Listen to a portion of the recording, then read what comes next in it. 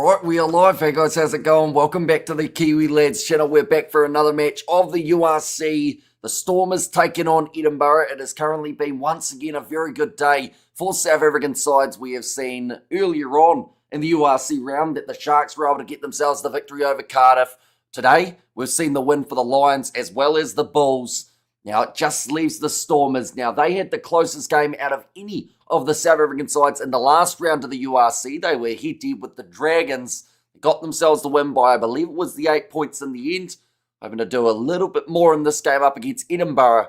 Book themselves another bonus point victory. Looking through at the table, the way that it does currently sits the Glasgow Warriors. They are on 55 points at the top of the bunch. The Stormers, they are in second on the same points at the moment as Leinster, both on 46. So a 9-point separation between first and second. But if the Stormers get themselves a bonus point here, it all comes down to just one loss for Glasgow, which could actually be to the Stormers later on in the season. They would then take the Stormers to the top of the bunch, and a home final could definitely be on the cards. Looking through at the starting lineup, starting with the Stormers, it is Untutuku Machunu in the front row alongside Andre Hugafinta and Sazi Sandi. Moves into the number 3 jersey, nettling for Shea. He's had quite a few starts throughout recent times, but in this lineup, he's making his way off of the bench. Array Smith alongside JD Schickerling as the locking duo. Paul de Villiers starts at 6, Ben Jason Dixon and Evan Ruiz there as the number 8. Stephen Nkura alongside Sasha Feinberg, Ngume Zulu. Lilion Zas out on the left wing. Dan Duplessis and Ruan Nel in the midfield with Damien Valimza out on the right. That is something that you don't really get to see too often. Valimza playing as a winger rather than a 15, a 10 or a 12. So a new opportunity here for Valimza in this game. And Watakalanti is back at number 15. If anything, I would have thought maybe you'd go those two the other way around. Interesting changes for the Stormers. In this game for the starting lineup of Edinburgh, it is Pierre Skillman alongside Ewan Ashman and Paul Hill. So plenty of Scottish international experience across those three men. Marshall Sykes and Grant Gilchrist in the locking duo with Liam McConnell, Dylan Richardson and Magnus Bradbury. Did nicely for Scotland throughout the Six Nations. Be hoping to have a big old performance. And in this game as well, Charlie Shield alongside Ross Thompson as that 9 and 10 combination. Out on the one wing, it is Satala, James Lang and Matthew Curry in the midfield with Darcy Graham out on the right and Piers O'Connor at number 15. We have got their Stormers win tonight. And also, this is all the Stormers lacks at the moment for a bit of patience, says Jerry. Yeah, see, their game up against the Dragons at times, they did really try and force the tries. And don't get me wrong, like when you are in a scenario of sitting in second place, you want to get that number 1 spot as soon as possible. But just bonus point victories, just adding them up, keeping on putting that momentum on. Their points differential is 120 compared to Glasgow's 192, but that won't play into any sort of factor as long as they just keep on getting the 5s all the way through. And then if they can beat the Glasgow Warriors, that should almost just be enough to pop them into number 1. We have got there. Good evening. How was your date? Don't you like us anymore? Says Mahadina was a date with my bed. I slept for an hour and a half or so. We have got there. Keep it clean, Ruth.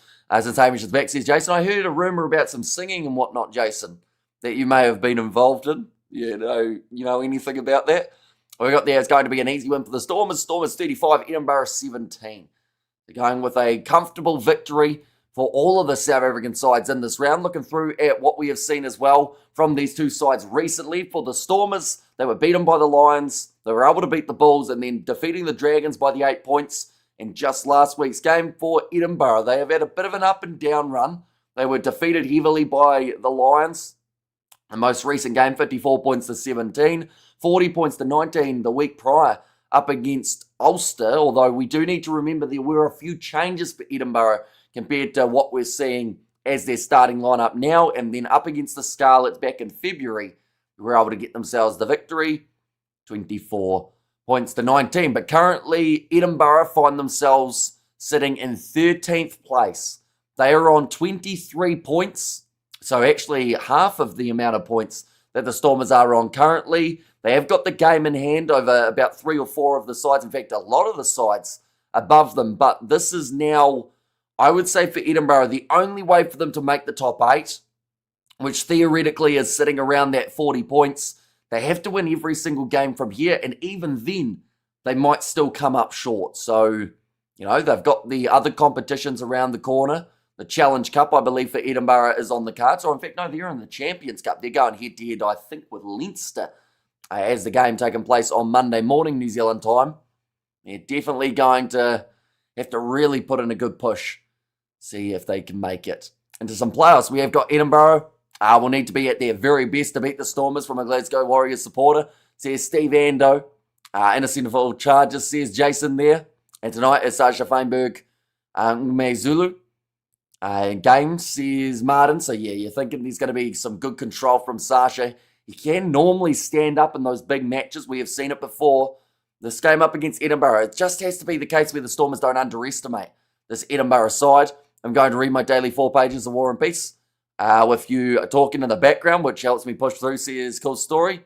And Paul Clarkson just dropped Coley. Managers are not happy, says Xander. Yeah, because of course IPL will now be underway, won't it? 2.5 hours, or a bit longer than that into the match. And also the Stormers surely have a better game than last week, says Kahu. I'd like to think so. We've seen a lot of improvement from certain sides compared to last week. Jason was a bit naughty, says Ruth.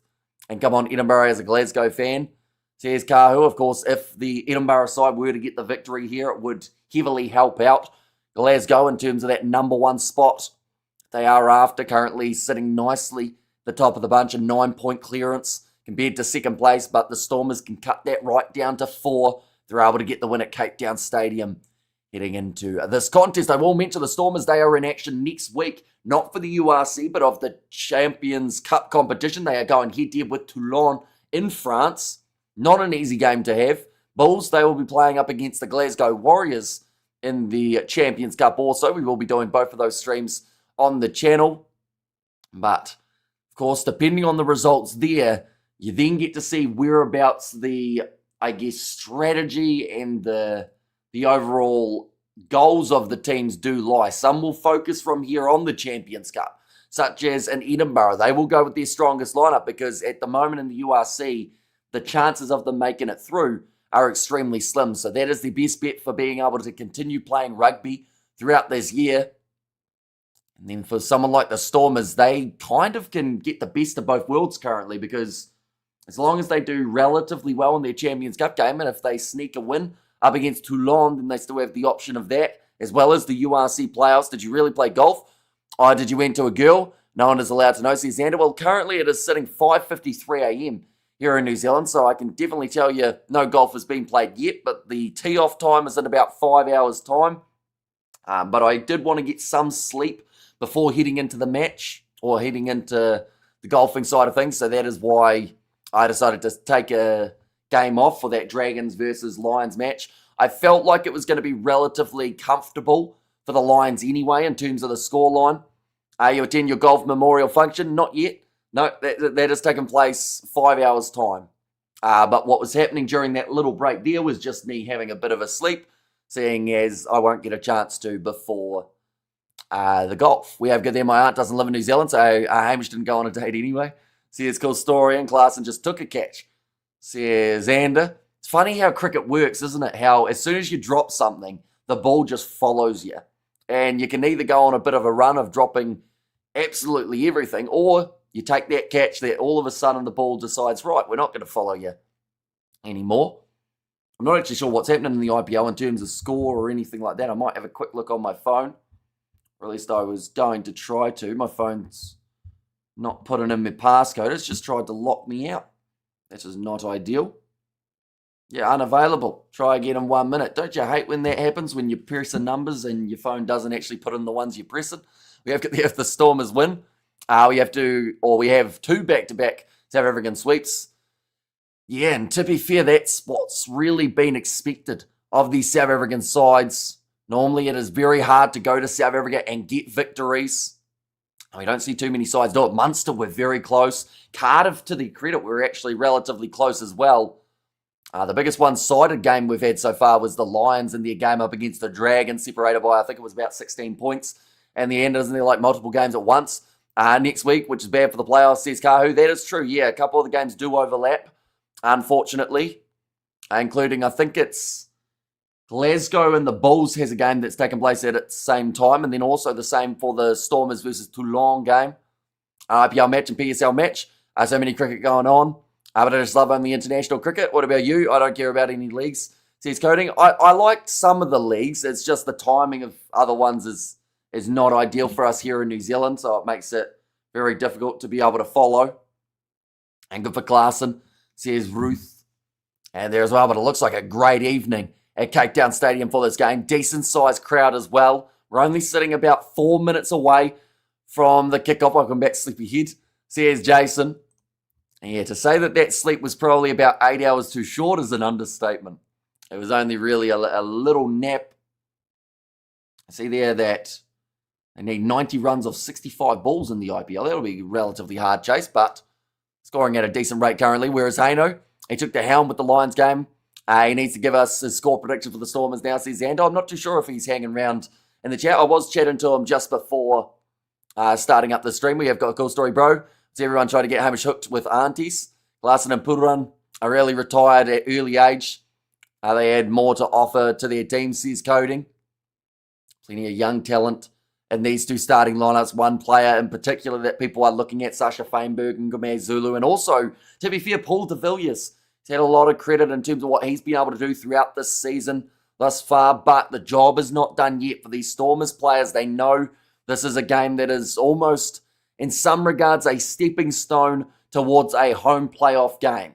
You know, they want that home final. The home semi-final would be great also, but to be at home for the final would be just that little bit more rewarding for the Stormers. They'd have that bit more of a chance. 19 degrees Celsius for this game with 62% humidity. Now, I would assume with 19 degrees Celsius, even with that humidity, they probably wouldn't have the 3-minute water break.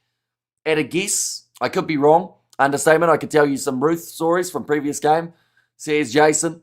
And clear, cool, no win, completely calm, says Ruth.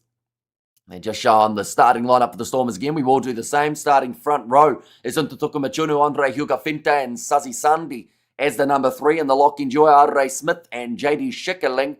Then Paul de Villiers, Ben Jason Dixon, and Evan Russ sorting in. As the number 8, Stephen Nkura alongside Sasha Feinberg, Ngume Zulu. Leilion Zas out on the left wing with Dan Duplessis and the captain Ruanel at number 13. Bit of a change in this 14 jersey. It is Damien Valimza. I'm not too sure what they're thinking there, to be honest.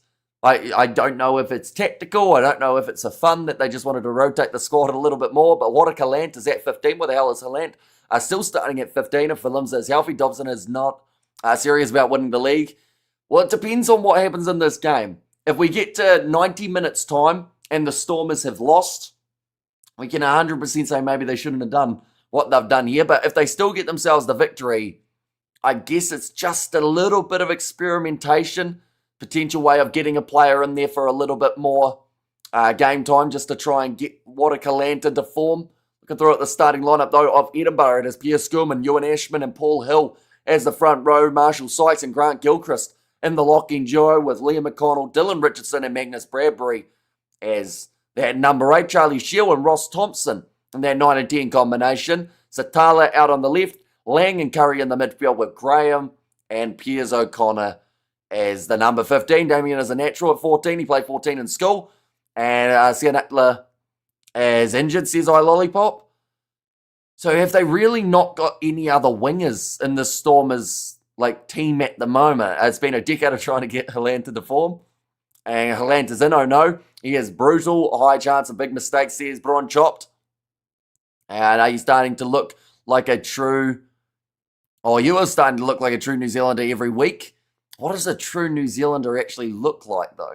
Just glad that you're back for this one. The third you had covering the Lions game seemed as bored as a stone person watching baseball, says, well, he's probably watching in this live stream, so don't be too harsh on the man. And once again, he gave me the opportunity to get a decent sleep, which was about 90 minutes long, but it still means that hopefully the golf today for the family memorial golf tournament thing ends up going all right. I'm not sure about Galant and Evan Russ. Russ makes too many basic mistakes, says Avril. But now Ruan leading the Stormers side out onto the field. It's like a very decent crowd here. Jeremy Jacobs has said good evening, Stormers all the way. I haven't seen too many people going for an upset here in this game for Edinburgh. It does seem like a lot of people backing the Stormers to get the job done. We have good there. What did you think of Maharsh? He was my Lions man of the match. I'll be honest, I haven't seen a second of that game as of yet. I did end up having someone fill in for me on that live stream. I ended up sleeping during that gap. So I'm not sure who actually did well in that game. I see that the Lions, of course, getting themselves the bonus point victory. Dragons also getting a bonus point by the looks of it too. But that bonus point isn't really going to help them in the long term. What is the upset of the season so far, says Kahu? Maybe Cardiff beating Leinster's B team. But Cardiff also had their B team. So maybe that one, I would say, that 8-7 game. Just because of how weird of a contest it was with the fact that it was so low scoring. School holiday starting in South Africa, so bigger crowds, says Albert, and Edinburgh will win 24-17. And Penelope has got Edinburgh in there. And so does Ruth. But we are ready to go for this contest, ladies and gentlemen. If you haven't already, let me know your score predictions. The Stormers side wanting to make it a clean sweep for the South African teams here. And if they get themselves the victory, they will move up to the lone second place spot rather than being on the same points as Leinster are currently, but kicked off high by the Stormers. Inside of their own 22 here, Edinburgh with possession. Ball somehow pops out on the side of the Stormers. I'm not sure how it's happened, but it's very similar to what we actually saw in an earlier South African game that was taking place. How the turnover came instantly. I think that was actually for the Bulls up against Munster. The Stormers now with ball in hand. And the Stormers getting no losing bonus point is really hurting them. Says Kahu. Now JD Schickerling with the pick and go. That ball has been turned over on the ground from Edinburgh this time. Slapped back by Richardson. Now in the hands of Curry. Ewan Ashman goes across to the right. Looks like a little grubber in behind is the option that Edinburgh have opted for. Sasha Feinberg and Ngome Zulu going with the high boot. Lot of pressure here in the chase, but it is well taken by Ross Thompson. Side of his 22 for the mark. Now let's go. The Stormers says 3-9-5. We haven't got the Hamish was on a date and wasn't allowed to watch or talk about sport. That's just not true, is it? We have got the Stormers 33 to the 26 of Edinburgh. So going with a relatively close game in that regard. The most one-sided game we've seen involving a South African team was actually that Lions versus Dragon match.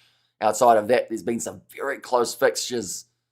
A few last-minute thrillers too. Andre Ugafinta with the line-out throw just inside of Edinburgh's half. Ready to put this one in, and already the referee is warning Edinburgh for closing the gap. Only 100 seconds in, and already that warning has come. They actually closed the gap as soon as the referee looked away. Paul de Villiers going up to Andre Ugafinta, tackled by Ewan Ashman. Jason, you can't keep a leather pants in check. He's got a mind of its own, says Ruth. Now this one's going to be kicked high from Nkura.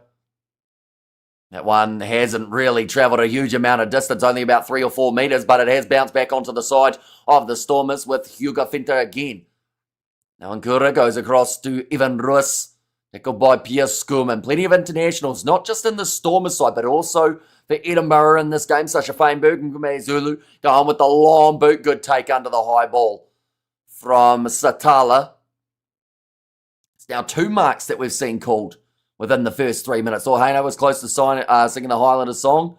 Hopefully next time, says Jason.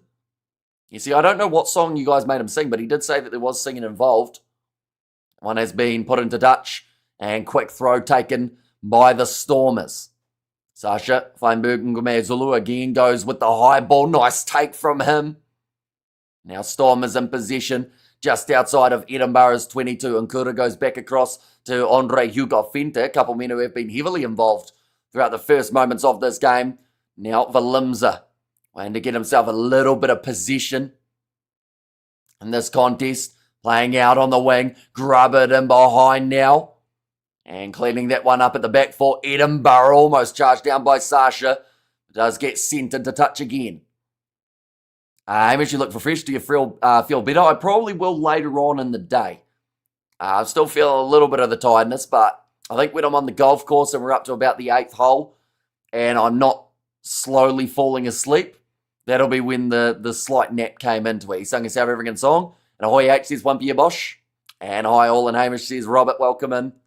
Only 4 minutes through this contest. It is 0-0 between the sides at the moment. Stormers looking to change that with Hugo Fente again with the line out. It's up with no score yet. To be fair, we've had to wait a little bit longer in a few of the games. Oh, nice pump and run from Ewan Ashman after the line out steal. Now Shield goes to Ross Thompson. 50-22 is on, says the referee. It's an awkward bouncing one. Oh, Damien Valimza slips into touch. And that is now going to be an Edinburgh line out, only 7 metres out from the line. Shiny eyes don't lie, Hamish, says Jason. And evening, mate, says Flesh, and welcome in. Hope you're doing well. How was your golf? Golf hasn't happened yet. Tea time is in about 5 hours. So we will have this game. I'll probably end up maybe sneaking another like 30-minute nap. And then we do have to drive there as it's about an hour away. The Sharks cannot even beat 2 eggs, says 395. Ewan Ashman throws it in. Now the rolling ball. Grant Gilchrist. Be confused with calling a Scotland game. It's like we were a few weeks ago for the Six Nations, which was an absolutely phenomenal competition. That one's going to be slapped down. It looked illegal by the Stormers, and this is a double blow of the whistle. More than likely a yellow card here. When you're doing sevens, what time? So the sevens will probably end up covering tomorrow from about maybe 5 p.m. in the afternoon, South African time onwards. Rob Thompson, the ex-Islander, Ross Thompson. But Rob Thompson was playing for one of these Northern Hemisphere sides. Okay, it's cynical from Ntatuku Machunu, and he will now be taken off the field for the Stormers 5 minutes into the game, and already a card for Edinburgh. More than likely, they will go straight back to the corner and try and get that rolling ball going again here. But just really not the decision that needed to be made from Ntatuku Machunu. Yellow for what? So it was pretty much he slapped the ball down at the back of the rolling ball of Edinburgh to try and shut down the play. And the referee did spot it. I mean, evening, not everything, says Flesh in there. Hi, Hamish, I thought you were on a date, says Joe Mann. Well, if I wasn't aware of it. But quick nap before heading back into this game. That ball's going to be in the hands of Ewan Ashman. Andre Hugo Fente trying everything he can to hold that ball in there, and he has done very nicely. He's been heavily involved throughout the first 6 minutes of this game. And another big moment there. Well, let's go, my fellow Scotland fans, or Scotland friends, Glasgow fan, by the way, says Kahu. But the rolling ball, Ashman was on the back. Then Andre Hugo Fente just times it well. You can't do that. It was free, says Kahu. And yeah, Shell just trying to rip it out. And you can see almost an eye roll there from the halfback, knowing that they've made that mistake. Ntatuku Machunu, he will still be off the field for another 9 minutes. We're seeing the replay there. Yeah, it was quite bad. Just from that rolling ball, slapping it out of the hands of the halfback. We're asking for some more stability at scrum time. And Yo Hamish, don't stress. I know said you were busy with a girl. What about Ruth? Says Martin Meyer. Did he? Interesting. I didn't realise that was the story we were going with. I did tell him that I was heading to sleep just before the live stream did start. A 919 is the kg weight of the Stormers. About a 30 kg advantage over Edinburgh in this one. Not a lot of stability there after the referee just asked for it. Both teams just getting a little bit of a telling off. Keble is actually on the field. That is for Lelion Zas, and that is due to the fact that they need a prop out there in the front row. Evening, Hamish. Do you think Tano Umaga will do well as the All Blacks assistant coach? Maybe. I think that it's one of those ones, people are writing him off already. Same with Dave Rennie. And those guys haven't even put together a squad. They haven't had a game. But I can't see it going too badly. At the end of the day, Rennie was saying exactly what New Zealand Rugby wanted to hear. So if he can back up what he said, they should go all right. Free kick going the way of the Stormers here for another front row collapse. Their height was the issue. Paul Hill looks like the man who was mainly free kick for that one. Kibble was a great player. Says 395. And now Sasha, the free kick, will boot this one downfield. Doesn't find touch with it, although it wouldn't have made much of a difference. It still would have been Edinburgh's throw. Kick high from Piers O'Connor. Chasing after this one. Good tackle on Sasha Feinberg. Ngume Zulu manages to offload back into the field of play. Nkura, it is taken back. So this one cannot go into touch on the full. And I think that one is slid into touch from Edinburgh there, who's trying to play it and get the kick further downfield. Did you have any breakfast? Not yet. No, I'll probably have some breakfast before we leave. When will New Zealand squad be announced? We're not probably going to see a New Zealand squad till about June, I would say. There's still quite a bit of time. We have there which beverages you like and how much alcohol you take. So yeah, Coding, I assume you're talking to the family golf thing. I don't think there'll be a lot of alcohol being consumed, not for my part anyway. Because if I want my golf to go good, I've still got to try and do it slightly sober and concentrated. Now, rolling maul, advantage here for the Stormers.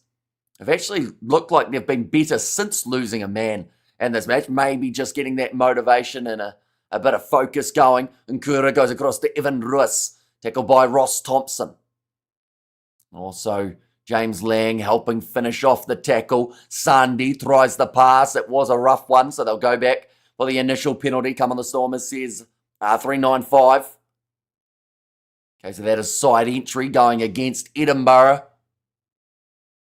Already 10 minutes have passed on the clock. Chance for the Stormers to either go towards the corner or to use up a bit more time of this yellow card, kick it towards the post, and that seems to be the option that they are going with. Probably not a bad choice, other than maybe with the fact that Sasha's been a little bit shaky at times off the tee. Now, it's not always. Sometimes he absolutely nails them from everywhere. We saw, I think it was last week, the one how it was the hardest kick of the day. He actually smashed straight through the middle. Nice little Hamish, put the hood up. No. But yeah, I thought I'd better change the hoodie because I got a bit of stick on the fact that I still had the same one on last live stream, even though it was still theoretically the same day for me here in New Zealand. But Sasha, ready to kick this one, and that is a bad shank to the left-hand side. I don't think that one was within maybe 10 metres of going over. So it is going to leave the score at 0-0 between these two sides. So are the top four rugby teams right now. If World Cup happens, top four, you'd probably go current form-wise. You'd go South Africa, France. They're the easy two. I mean, we haven't seen New Zealand play since November, and they didn't do absolutely terribly, so you'd probably stick the Kiwis in there. And then maybe you'd go with Ireland ahead of England at the moment in terms of top four. Scotland's got to get their name in their hat a little bit there with the most recent Six Nations campaign, though. Nice take from Sasha Feinberg and Ngume Zulu. Hamish, the wife, was angry that her husband shot her supposed lover and denied she cheated on him, and he regrets saying he loved her. So now you are up to page 341. Last week I was at the stadium. It was too late for me to get back home this week, says Gary. Yeah, the slightly later start time for them this week, wasn't it? Nkura back to Sasha. Again, we'll just go with the up and under. It's using up time of that yellow card of Ntutukumachunu, and a great take from Damien Valimza under the high ball again. If you would put your hood up, you would look like the guy from Assassin's Creed game. And another Tui Piloto on the bench. How many are there of these brothers? So it's Mosisi, isn't it? I think there's a few brothers, but then there's also a few relatives in terms of, I think, cousins in the mix. Paul de Villiers making the tackle there on Edinburgh inside of their 22. And Province says Dale, South Africa, Ireland, France, and the All Blacks. Says 395. Now Shield. Across to Pierre Skurman. Edinburgh haven't been able to make the most of this one-man advantage as of yet in this game, and they've only got 2 minutes 40 to be able to do so. Downfield from Shiel, taken on the halfway line from Watakaland, goes to Damien Valimza, the right winger in this game. Sorry, but the Stormers team is so bad. Sorry, Stormers fans. Says Kahu. I feel like they're building into this game, though. They've had some good moments. Seen some quick work in the breakdown, and that is another penalty. Going the way of the Stormers, and a knock on there from Stephen Nkura. Decided to take the quick tap, and then just slips through his fingertips.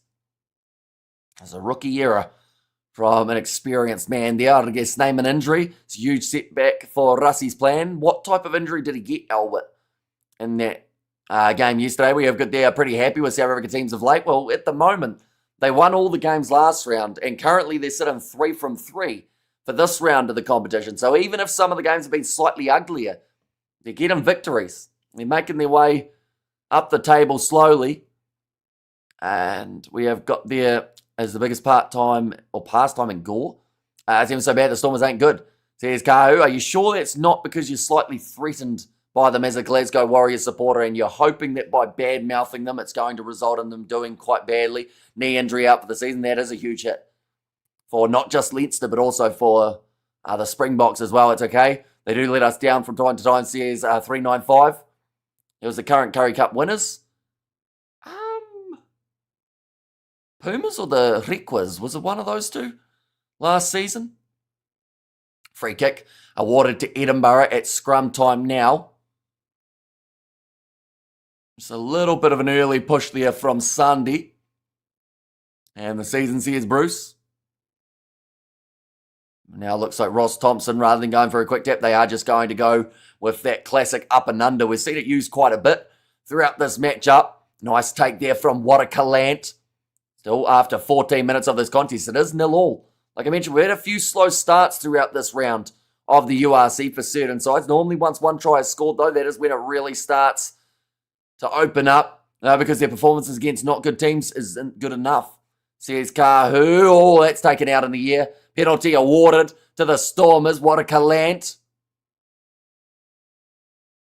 Ross Thompson just gets told off there by the referee. Yes, Requas, you know your rugby.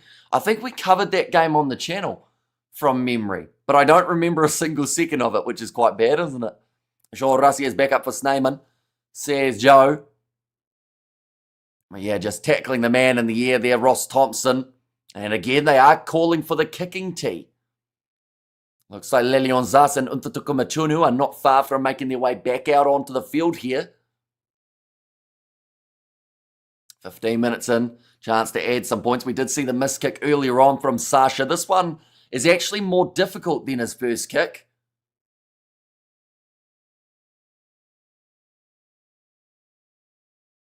Andre Hugo Finta just getting confirmation about the scrums with the referee. 44 metres out. Going for 3. I'm not worried as a Glasgow fan. Here's Kahu. I mean, as long as they get the victory here, though, for the Stormers, it puts that pressure back on, and Sasha has missed again, sitting 0 from 2 off the kicking tee, which is why it's slightly surprising that they are opting for those 3-point options. And we have got there's no replacement type for Argus Neyman, says Albert. Yeah, there's not many players like him around the world in terms of rugby. Well, there's no one like him around the world, that offloading game. Although Ruan Nokia was trying to get those offloads going last year for the Boks. But in terms of frame and ability to get those line-out steals, just general play, I mean, it's certainly a hit for the Boks. Why don't you mute your mic like Hano was? As in, like, while I'm talking? Or what was the go there? Now that one's going to be kicked in behind. Chance here down the wing. Edinburgh going for the ball. There was actually a push there in the back. So they may go back to review this if this one is scored. It's going to go dead, and it should be a 5-metre scrum, I believe, for the Edinburgh side. And I think Ruan Nell's just asking about it. There was a clear push in the back on the Stormers player from Satala. Going to see it now. Yeah, just pushes Evan Ruiz over. And the Giants here is 395. That's why isn't Greek was playing in the URC, seeing as they only have the 4 South African sides in the comp. And Stormers are going to give a home ground crowd the feels. Says Denzel. I know Sasha poor kicking and cost Stormers the game, and Sasha needs a break, says Joe. Yes, we had to lip read him multiple times, says Jason. I assume that's just a loose wire, maybe. He did also say that he had a pizza delivery early on, which I wish that I could do during these live streams. How is rugby compared to cricket in terms of severe injuries or deaths? A lot of severe injuries in rugby. Deaths, I don't think there's been a huge amount of them. But the lower levels may be a couple. I see what I mean about the Stormers. They're not good, and that's a penalty at scrum time. So obviously whatever Andre Hugo Finta was communicated with the referee, it did work out And that scrum just collapsing under the pressure there for Paul Hill. Currently 18 minutes in. It is still 0-0. Of course, it wouldn't be had those kicks gone over, but similar to that game between the Bulls and Munster, a slower start in this contest. Similar to Chiefs Western Force, I think it took about 25 minutes or 23 minutes before we saw a single point in that game. A dog was barking in the background. Says Jason, well, you probably can't hold that against him. At the end of the day, dogs are sometimes going to bark, aren't they? And I don't have a dog, so that's why you don't hear barking in the background for me. If we can promise to clean and feed, can we keep him? We're going to auction him off next year for World Cup tickets in Biltong. Does he know about that? And Series vs Northampton at 7. Who do you think is winning? I haven't actually seen either of the lineups, to be fair. Now, tackler told to get out of there. Going to be very hard for Edinburgh, although the ball does become available here for the Stormers again. Just trying to get that one out. It looks like it's actually stuck on a knee of a Edinburgh player, but Stephen Nkura goes with the box kick again. And again, doesn't get a massive amount of distance. It's actually going to be a Stormers player taking out a Stormer in the air. Why did you not do Lions vs Dragons? Says cross-boarding because I was sleeping. That was my only chance to get a little bit of rest before playing golf today for a family memorial golf thing. So I decided that was my best bet, and I felt like that was going to be the most one-sided game out of all of them. Oh, nice take there under the high ball for Satala. The centres we've used quite a bit throughout this match, but there have been a lot of kicks throughout the early stages. It's true. Still, sheep's population is greater than people in New Zealand, I believe so. Still quite a few sheep around. Now, what a Calant. There's a spider on that wall over there. It's very obvious because it's a very white wall. Where's it going? Now, Evan Rus to Andre Yukafinta. And penalty awarded to the Stormers again. That is for hands down. Grant Gilchrist, the man who has been penalised there. He said I was very polite, that I was a pleasure to serve, says Jason. Now, Sasha, do they go for the 3 again here? Sasha must get benched, says Johnny, although this time they have decided to go for the kick towards the corner rather than the 3 points. One has gone into touch. You know what, that spider's quick. He's flying down the wall at the moment. He's about halfway down it. We see it there in the breakdown. Player not rolling away in time for the Edinburgh side. Penalties conceded. Of the last 8 minutes, we have seen 4 penalties go against Edinburgh of the 5. No Haino doesn't have a say in this. We are texting him or testing him out for you. Need to make sure you mix with the right people, says Martin. Now Andre Hugafinta. Again, that one's going to be overthrown. Ashman tries the big cutout pass. And Lang, carried back in as the call there from the ref. Was a little bit late letting Lang know. And now gives another opportunity. Is that the same spider last time? I don't think so. This one looks a little bit smaller, but probably a lot quicker. Gone from up in that top corner all the way down to over there. And I would say about a minute. And he's still going. I think he's heading towards the kitchen. He wants some food. Knows it's almost breakfast time here in New Zealand. Can we name the spider Haino? I mean, you can if you want. It might be out of sight soon. How many supporters more or less at the stadium? Decent amount by the looks of it here for the Stormers home game. Rolling maul, Edinburgh force it down. That ball's not coming out. And now Edinburgh get themselves a scrum feed. I wonder how many new species of spiders the South Africans brought with them to New Zealand. Sounds like a South African spider. What? Because it's quick, I assume you're saying. And please, let Haino do draw a game. With the easy names to pronounce, says Jason. I think he's busy during the draw game, but he is going to be doing Sharks versus Connacht for us next week. So he is going to be back on the Friday night, South African time, Saturday morning. Here in New Zealand, win prediction has the Stormers has a 75% chance. Is it poisonous? I hope not. It's gone now. It's decided to do a magic trick. Disappeared around the corner. But no, normally the most... We don't really have poisonous spiders in New Zealand, but we have a couple that can react. Like a whitetail. It's probably the worst of them. They're quite aggressive. They'll bite you if you annoy them. But now scrum feed. for Shield. That ball has been fed in. Going left-hand side, and a penalty awarded to Edinburgh. And it's going to be for offside against the Stormers. 23 minutes through. We're 0-0, ladies and gents. I don't think anyone was predicting this game to be this low scoring for this long. You have now, says Albert. That one is going to go into Dutch. Andre Pollard, maybe the best choice in the international test over Sasha, says Avril. Okay, Stephen Nkura just getting confirmation there from the referee that he did leave just that little bit too early. I certainly wasn't, says Kahu. Lineouts 1 at the moment, 5 for the Stormers. 2-1 by Edinburgh. They haven't actually lost one as of yet. Hopefully he practices Highlander song for next stream when he does. Or next stream he does, says Jason.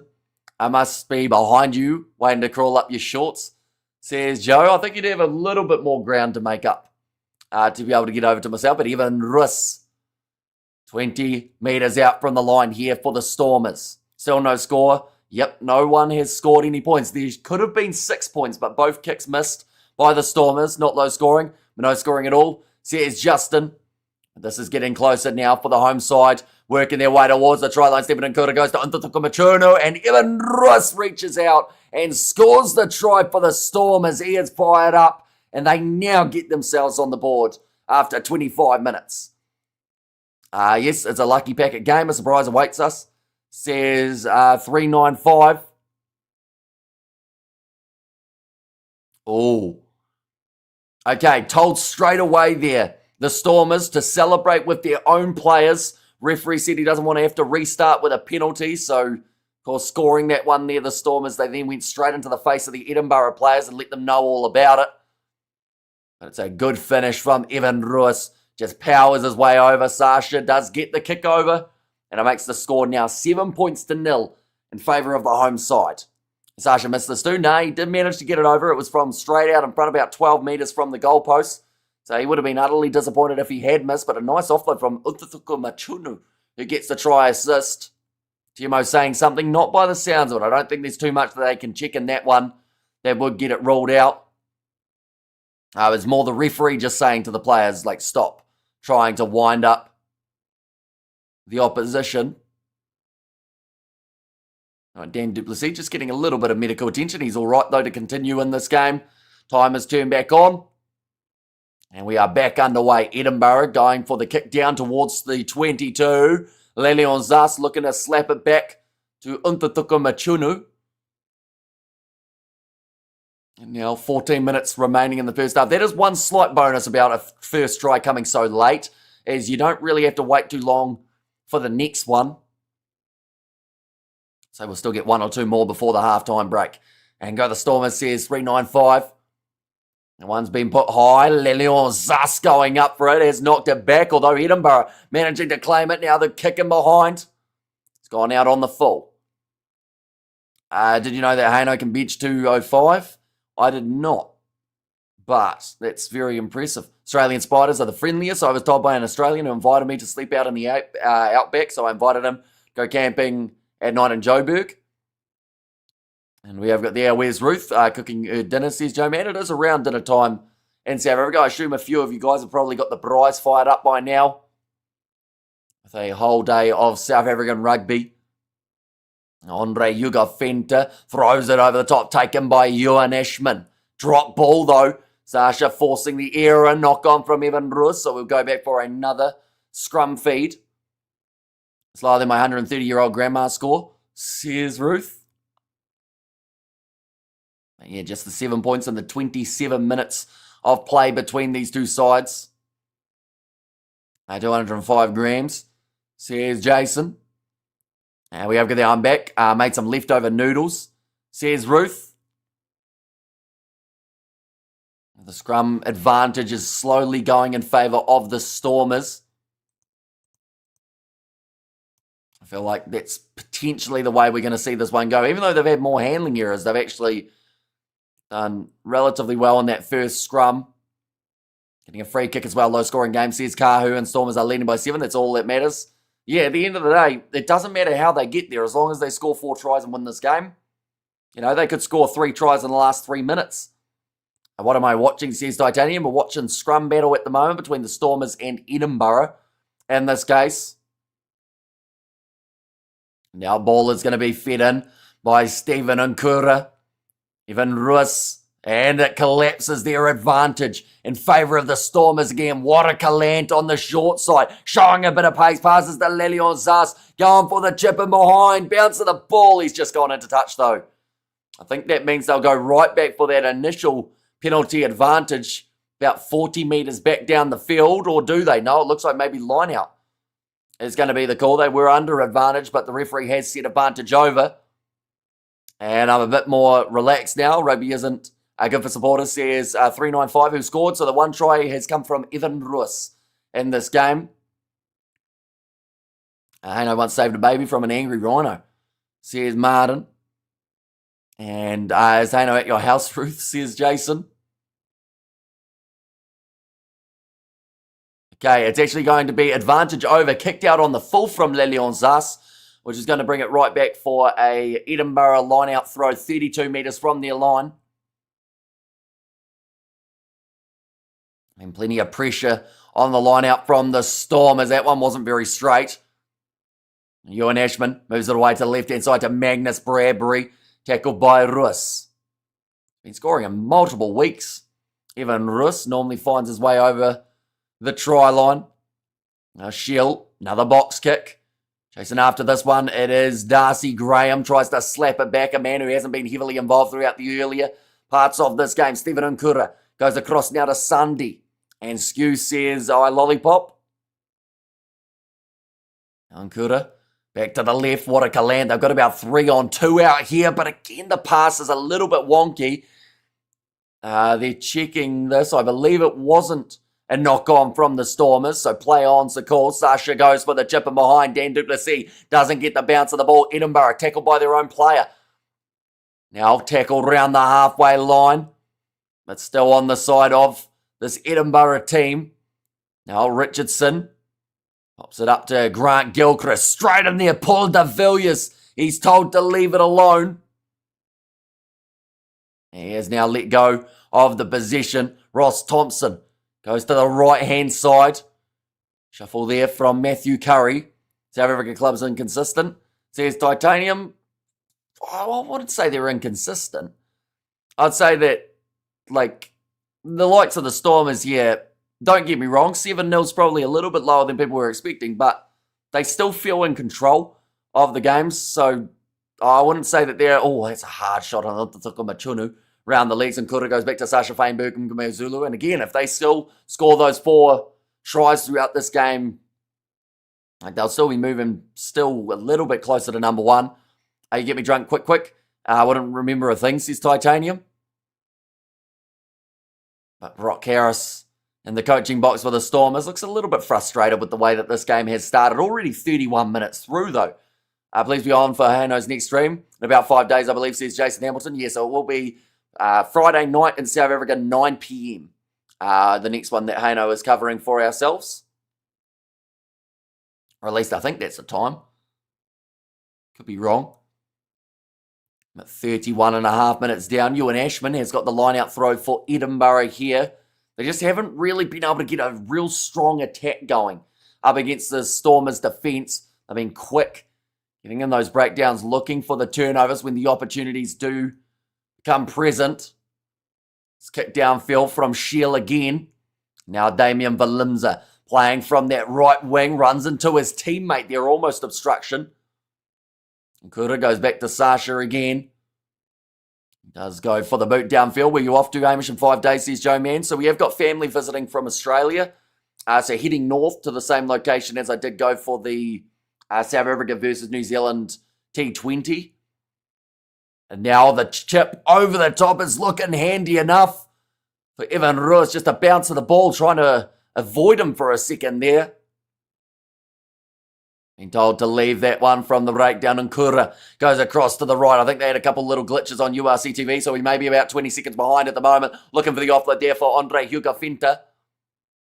What comp are you enjoying the most, Super Rugby or URC? I'm enjoying them both, to be fair. Like, I don't think I would enjoy a weekend as much without getting to watch both comps. And surprise, Edinburgh are losing again. Says Rugby Ready. Well, I mean, they are 13th ranked. So you'd expect them to lose more than they win. With a ranking like that now, still in the hands of the Stormers, trying to force the offload. Paul de Villiers almost going through. Looks for the pop pass up to Untertuka Machuno. Now Sunday. All the forwards getting involved in this play. They sit about 7 metres out from the line. De Villiers cutting inwards once more. Now Hugo Fenter, 7 phases in at the moment, looking for the steal. Edinburgh are unable to get that one interception here, and it becomes a foot race. Warakalant versus Matthew Lang, although there is another man putting his name in the hat, and that is Damien Valimza, but they won't get to him. And it is actually the try for James Lang, almost going full length of the field. Are you slowly walking towards retirement, Hamish? As in, like, working-wise or streaming-wise? What an awful game. A glorified kicking contest, says Hano. And now James Lang goes the full length of the field to score the try that then gets Edinburgh right back into this contest. Lang is exhausted, as rightfully so, after having to run the full length and get that one. We have got there. He is. If he doesn't admit URC is better, says Titanium. Don't think Andre Ugafenta is Bok material, says Martin. He's been solid enough in this game, though, to his credit. I know that quite a few people give him a bit of stick, but he's done a lot of things right throughout this first 35 minutes or so. You can see there the Edinburgh coach is just willing him on to get to that try line. And does it make the ground in the end? Now kick there, Ross Thompson does get it over, making the score now 7-all between these two sides after 35 minutes in this game. This game is so boring. Seems the Stormers a less impactful game after game, except when they play against the Bulls. Says Avril, and of course they will need to bring the impact next week in their game up against Toulon if they want to stay alive in the Champions Cup. We think the Stormers will win the URC. Let's go head and shoulders above, says Titanium. What a disaster of a game, says Ruth. And I like Tano, says Martin. And Fenta's Rassi's son-in-law. Now this one kicked off by the Stormers. And Soft says, I lollipop, yeah, just leaving that gap. Only 10 metres out from the line for the Stormers themselves there. Don't Stormers have another 10? Says Joe. They have got off of the bench Yuri Matia. Rassi is trying to make space for his future son-in-law, Andre Ugafenta. And ball still on the side of the Stormers here. 40 metres out, JD Schickerling. In fact, that time it was R. Smith, the other lock for the Stormers. Evan Roos having a bit of push and shove here off the ball with, I believe it was Marshall Sykes. Ball turned over, but then a knock on from Edinburgh there. And they're just going to try and shut this one down, although still chance for the Stormers to attack. Evan Roos fends off Richardson. Let me know if Hano is trying to strong arm you out of your channel. Might be able to take him if we work together. And Dave is so happy about the balls. Here's Ruth going up for that ball on the side of the Stormers once more. Now Nkura goes across to Andre Ugafenta with the full pass to R. Smith. Now Sasha goes high again. And they'll go back now for the forward pass that I did call just then. So it is going to be Edinburgh's scrum feed. Even Stevens, yes, 7 apiece after 37 minutes in this game. Once again, it has gone so quickly. At that stage, yeah, clear forward pass from Andre Ugafenta to R. Smith. As we started praising him, that is when he makes the mistake for Ugafenta. Right, this looks like an injury here was Lang initially, but he's all right to continue. Looks like a bit of an injury for Liam McConnell, I believe that is. Coming the Stormers, says Martin. You're heading into the halftime break, 7-7. Probably be a pretty handy result for Edinburgh. They haven't had a massive amount of attacks at all throughout this game. We see their previous results. In 2024, it was won by Edinburgh.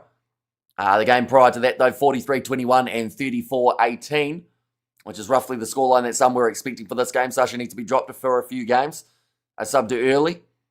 Says Joe, do you ever think of us in the real world, Hamish? I think of Kiwi Lads for a second or two when I'm by this one hill overlooking the stadium. Says cool story. I mean, there's definitely a lot of thought about what's coming up in the weekends on the streams. We had a little bit of a Discord situation that I had to sort out the last weekend. So that was the main thing that was on the mind. Since you are the Ulster Oracle, are they going to win by more than 11 points? They're playing away from home up against Zebra, aren't they? It'll be close to 11 points. I'm going to go Ulster by 15, but I hope I don't jinx them. These are the Stormtrooper from Star Wars. No accuracy and suck due to plot holes and plot armor. Oh, clean out from number 2 on number 8. This is going to be either Andre Hugafinta or Magnus Bradbury, or it's going to be Ewan Ashman on Evan Ruiz. By the looks of it, though, they are showing Andre Hugafinta. He might be in a little bit of trouble again ever since I once again praised him. It seems like he's trying his best to get that praise taken away.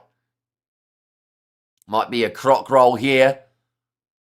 Right, so Bradbury makes the tackle. And now where is Andre Hugafinta? He gets in there. He does hit him in the head initially. That's down on the limb. That's probably going to be a yellow card here. Please tell me you've seen Star Wars. I think I've seen a couple of them. Okay, so should I keep my pick by Ulster by 6 or 11? I'm going to let you choose that one. You're much better at the predictions than myself. But yeah, it looks like Bradbury suffered that lower limb injury. This is the type of thing we have given or seen given a yellow card before.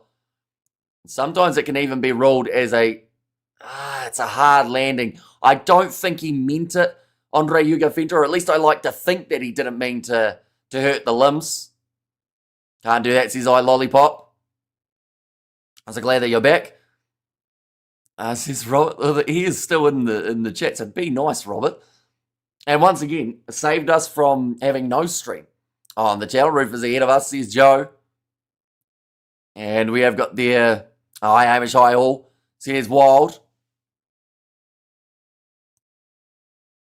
So he's tried to drive the player down legally.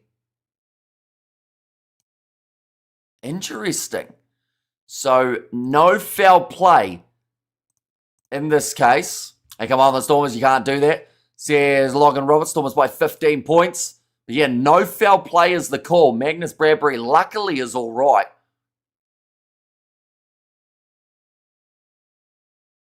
Okay, so it is going to be the scrum for Edinburgh. They don't win that penalty that they did think that they possibly could have. That's just unlucky and stupidity at the same time. Says, yeah, he just kind of missed, didn't he? Andre Hugafinta. But the good news is he didn't full on put all his weight on the limbs, which I think is what did save him from any sort of penalty going against him. Andre Hugafinta W. Says Martin, come on the Stormers. Says 395. Will you invite us when you and Ruth get married? I don't think we are getting married, Ruth and myself, that I know of anyway. You ever look at something and wonder how it got there? Stormers second on the log, says Brennan. I sometimes look at appliances around the house and go, geez, this is fancy. Heat pumps, don't know how they work, but they do. Just ear goes in, ear goes out, it seems. That's just me. Now ball's going to be fed in. I've been told to use it. I like a modified vacuum cleaner in a way, isn't it? They are that close to the sideline. What a Calant calls for the mark. We are struggling because we lack composure. Says I Lollipop.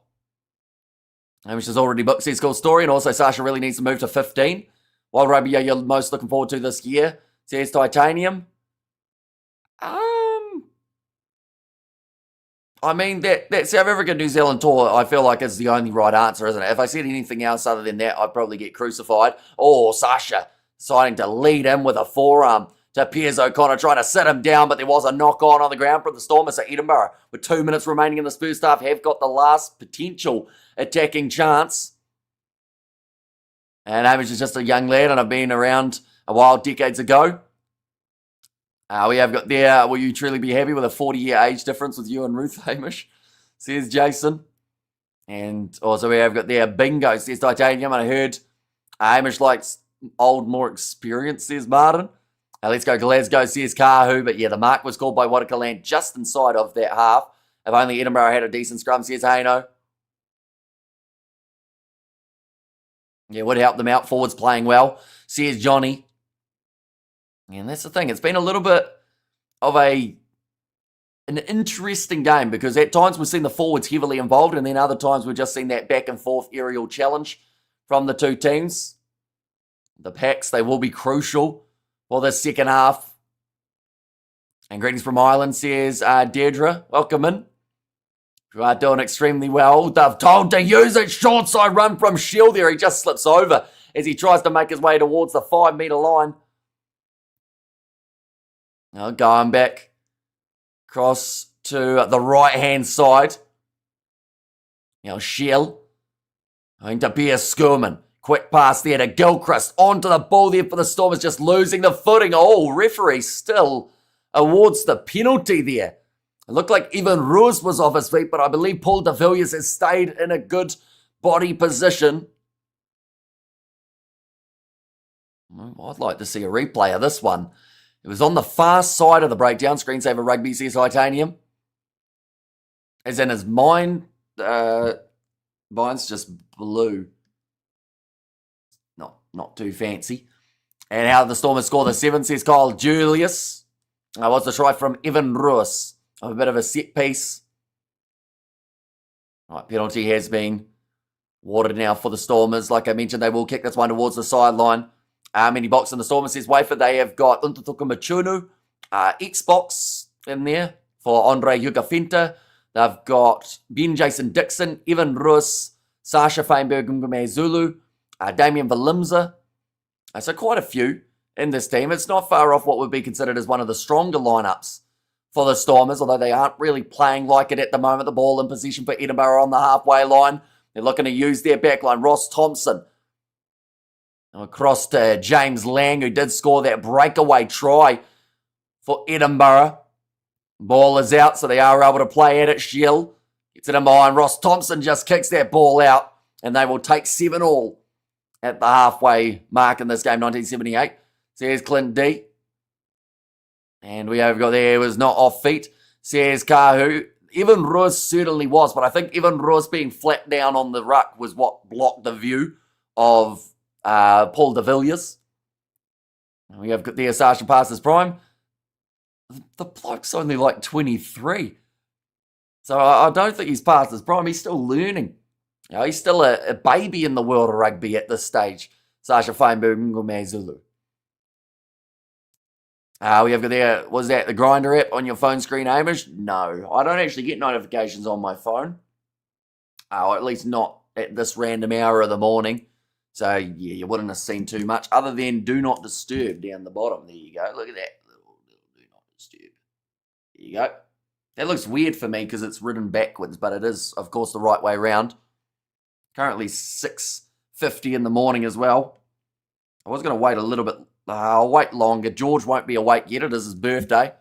Don't want to wake him up with a happy birthday message and annoy him from the get-go. Tackles made 69 throughout this match for Edinburgh. 17 tackles made by the Stormers, so a very low number there, but more possession in favour of the Stormers team. The players not playing like Springboks as intentional, says Dimitardo. Valimza at 14 feels like he is out of the game too much, says Haino. And also not playing like Springboks though. And Stormers struggling. Glasgow for the double. I'm disappointed Hamish doesn't have 2023 phone anymore.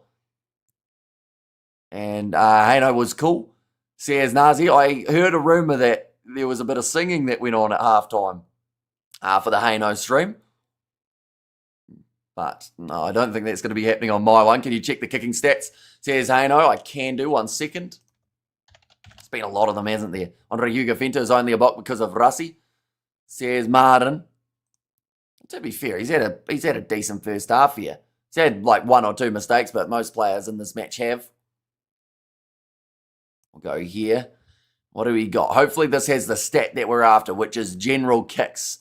Stats on attack, defence, kicking. Kicks in play. 23 from the Stormers, 22 from Edinburgh. So a kick a minute, or just a bit over, throughout that first half. Both sides have actually kicked exactly 590 kicking metres. So over a kilometre of kicks and over 40 kicks throughout that first half. Andre, oh no, I read the one. And Sasha recently extended his contract with the Stormers until 2029. Says Xander there. Hano sings like Elvis. Says Jason. Well, he certainly has that over myself. I sing like a dying duck. We have got there, guys. Mr. Marmite is back. Says cool story there. We're just showing that full field interception try that we got to see from Edinburgh. Damien Valimza was putting in the hard yards trying to chase him down, but no one was able to catch James Lang. He pretty much gassed himself out running that 90 metres, but it would have been well and truly worth it for Edinburgh to be in the position they are now. The fact that it is 7-all between these two sides. What was your score prediction versus the Stormers? Says, or score prediction for the Stormers. Says Xander. Yeah, this game could still easily go in either direction. I will mention currently Edinburgh are considered as relatively big underdogs for this match. Still 45 kicks in one half. Yeah, it's impressive the number of kicks that we have seen in general play from these two sides. And a few lineouts along the way too. Irish, please give me your weekly thoughts on the rice price in Pakistan. I mean, I am going to be having quite a bit of rice in the near future. So hopefully the rice price doesn't go up like the fuel has. That's an impressive run chase from RCB. But hoping Edinburgh win. Says Hano. And Stormers by 11. And Sasha playing a bit predictable. Says Chris Voges. Or sorry, says Chris Voges, isn't it? That's how you say it. I don't know why I struggle with that so much. We have got these super kicks. Less right. We more runners. Says Nazi. Yeah, although there were a few box kicks out there today between, I think it was Chiefs, Western Force. They decided to go for a bit of an aerial back and forth. The team with the most territory should win the game. Says Sven. If he stops muting himself so we can fully enjoy his soulful tune.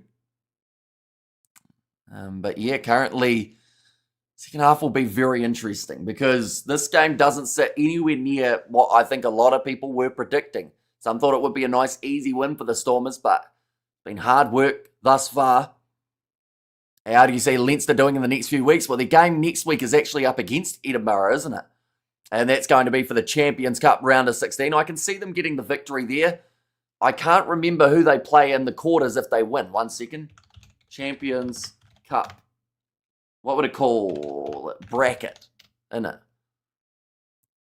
We'll go here. We'll see what we can find out.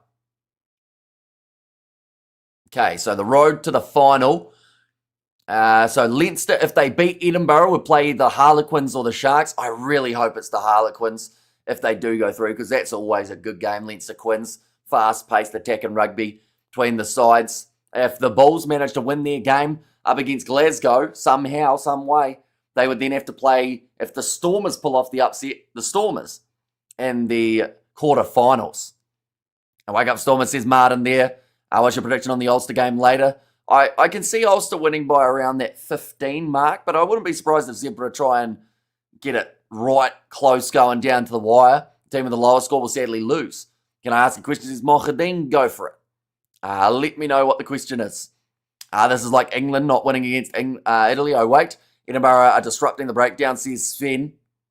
Yeah, they've done a few things very well throughout this matchup so far, Edinburgh. The Stormers have also had their key moments. Someone like a Paul de Villiers beating the breakdowns a few times, getting those steals. But second half's hard to predict for these two sides. Looking at the benches, we see the 6-2 split for the Stormers, going with Dion Fourie alongside Hashavadai Amani, Niddling Faucher, Connor Evans, JJ Kutsia and Ollie Kebble as those replacements. What is happening to the Springboks women? They are going bad. I assume you're talking about the Springboks women's 7 side, right? They are still in the top 4 though, and that is the main thing. As long as they're top 4, they will have a chance of getting that promotion. And we have got there also Kate Bush and Pat Benatar belting out 80s rock mostly. Says Ruth, looking at the bench there, which is why I'm trying to keep my arms relatively in close. Freddie Douglas off the bench here for Edinburgh. I've also got Mosisi Tuipulotu for a bit of power. Did they lose versus Kenya? Says Hano. I think they might have, did they? 1 second. I'd actually half by forgotten that it had started up. They've lost both games. But yeah, once again, with where they are in the rankings, as long as they stay top 6, top 4. That's the main thing. Has Damien made any impact thus far at 14? He had a couple nice takes under the high ball. Yeah, Spain winning up against South Africa comfortably, 19 points to 5. Big win for Kenya over Germany. They'll be happy with that. What else have we had so far? Kenya losing to Belgium. That won't help. Kenya played Canada in the relatively near future. They did lose to Belgium. There's really a big roundabout in terms of who's winning games. Uruguay have started off with a hiss and a roar, though, getting a win over Canada and Germany. We have got there, so Spain won. Geez, yeah, they won 19-5 in that game. And we have got there, can you answer Mo? Says Martin. I think we did. And we have got there, Stormers bonus point. And hey, no, can you really bench press 205 kgs?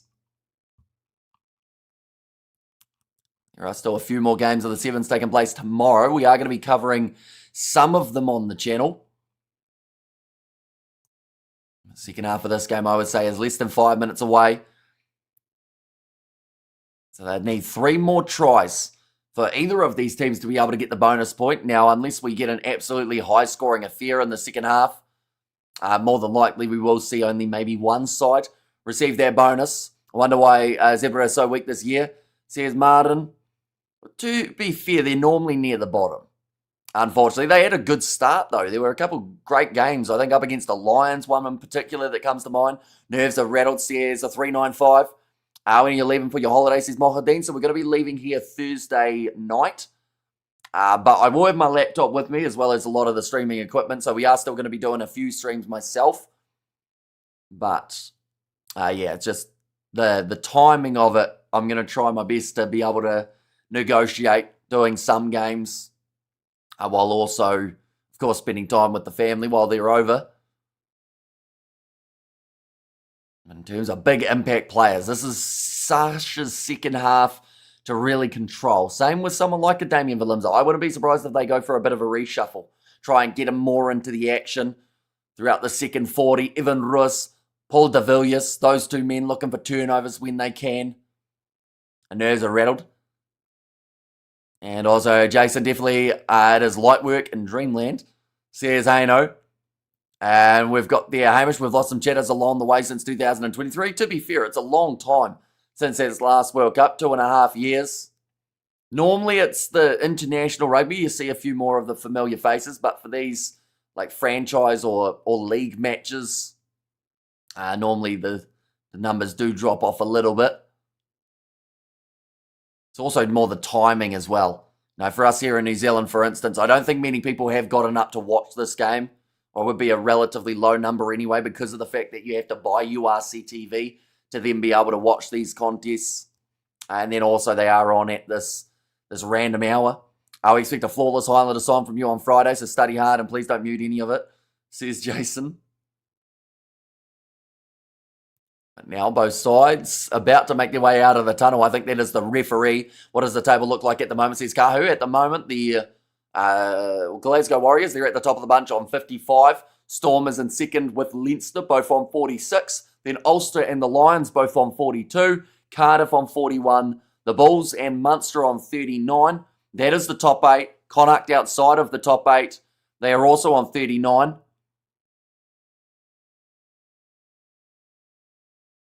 Did they lose to the Ospreys, Connacht? What happened in that game? I haven't actually seen a result of that one as of yet. No, they won up against the Ospreys. Okay, that might not be an updated table then. So I think Connacht were actually going to be working their way towards the top 8 if they were able to get the win. Although I think it has registered. So yeah, they're on 39 points. They're on the same as the Bulls and Munster. Never mind. I just done the maths quickly in my head and that makes sense. That checks out. I've actually got more subscribers than ever. I get emotional when I notice some people missing because I'm sensitive. Says cool story. And I says Anarika there. Welcome in. Hope you are doing well. Second half of this contest just about to get underway. Edinburgh sitting on the 7. Stormers on the same. Who's man of this terrible match, Hamish? I'd say man of the match currently for me probably goes to Ben Jason Dixon. Maybe. Although James Lang said some good moments too. throughout this matchup. And I says Anarika, this one's going to be kicked towards the sideline by Watakallant, but doesn't go into Dutch Cardiff and Munster. Need to start getting results right now. Says Kahu, breaking the line there. Straight away for Edinburgh. A couple big fins coming in. Evan Russ looking for the steal. Now Shell passes away to the left. That's not the time for a cross kick, I don't think. Awkward bouncing ball. Damien Valimza manages to clean it up. Sometimes it's just better to pass rather than to cross kick. We've learned it time and time again for certain sides, but Nkura now in possession goes to Ntatuku Machunu, tackled by Pierre Skulman. As Damien Presio at 14, he's just had a stock standard Damien Valimza type of game, really. He just hasn't had the ball as much. He marked up well there defensively. Now Edinburgh going up for the high ball. That's a hard landing right on the tailbone. And now big chance for an interception. Watakallant knocks the ball on, and Edinburgh will have themselves the scrum 15 metres out from the try line. Do you think the first three? Or who do you think is the first three in the All Blacks? As in, like, if you were to pick All Blacks right on paper, who would you go with straight away? And Rennie's team, I assume that is. I think he was going probably Will Jordan straight on the bit of paper.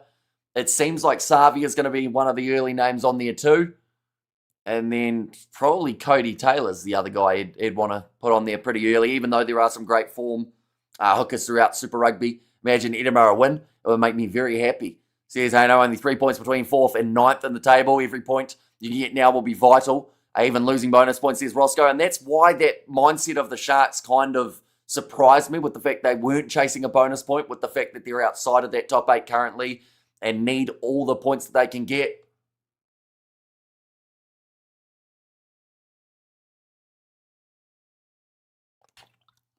Scrum reset now, 42 minutes into this matchup. I have to say, for a day of the URC and Super Rugby, this has gone really, really fast. Currently, just the 38 minutes remaining. One of these two sides has to take this game on. Maybe go a little bit aggressive. 45 kicks throughout that first half. There wasn't a huge amount of time with ball in hand for either of these sides. But Charlie Shield needing to put this ball in. I hope Saris win, says Kahu. I'm going to. My team is struggling, says a 395. Ball is out the back, told to use it. No scrum penalty in favour of Edinburgh. Flat ball to Lang. Onto the ball, though. Almost the Villiers for the taking. Evan Ruiz trying the same. That is the benefit of having so many jacklers. We'll see it off the bench. Paul de Villiers this time over the ball and wins the penalty. He tried in the first breakdown, didn't quite get it. And then from there, tries again in the third one. Manages to get it straight back. Here's your money on Amish. Well, the thing is, the Stormers are still heavy favourites at this stage of the match. And you do feel like with turnovers like that, they can work their way towards a victory. But it may not be as comfortable as people thought. De Villiers, FFS, says, hey, no there. Go for the 3 here, says Xander. They're only about 10 metres out from the own line. So it would be a 90-metre kick. But again, kick it towards the sideline. That was actually hands down for Paul de Villiers. Could have easily been a penalty against him for not supporting body weight first. Asian and gold water makes you want to pee quick, says Fleshin. As at the live score. The live score is correct. Yes, 7 points to 7 after a great start for the year. Stormers has turned very flat this past weeks. Just got here as an Edinburgh fan. How are we playing? They're doing nicely. They're keeping this one competitive.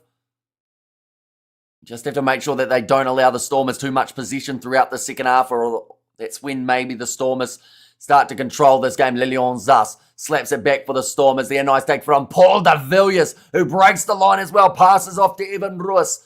40 metres out from the line now for the home side. Oh, that was a weird pass. Ben Jason Dixon tried to dodge it and get slapped with it like he's playing dodgeball. And not playing it very well either. He got hit with it. Now left-hand side. Back across here, Ross Thompson. Numbers, bit of a slip there on the outside for Damien Valimza. That's happened more than once in this game early on in the contest. Oh, and again he slips. Damien Valimza, I think he's going to need some new boots. Those ones don't seem to quite be working for him. 10 minutes out, their own line. It's no excuse not to at least go for the 3. What about Fabian Holland for the All Blacks? Injured at the moment, unfortunately, so out for the season. Now kicking behind here. And that one will roll just about into touch. Quick tap taken, quick throw taken by Sasha Fainbuku-Ngumezulu. I don't think anyone was expecting that, so casual in the way that he took it, Sasha, but now on the halfway line. A kick in behind again. Bouncing for Sasha. I'm going to look to send this one way downfield. Doesn't find the touchline. Can Haino please do the next stream on a skateboard, asking for a friend? There's Martin, big wide cutout pass, waiting for this one was Magnus Bradbury. Fends off Damien Valimza, kicks it downfield. That looked like a number 8 kicking the ball. Didn't quite look safe now. Waterka land to Ruan now. Down the wing, bit of space here to work with, but Shield gets across. Grubbed there. And well controlled at the back for Edinburgh. This is now very much so back and forth between these two sides.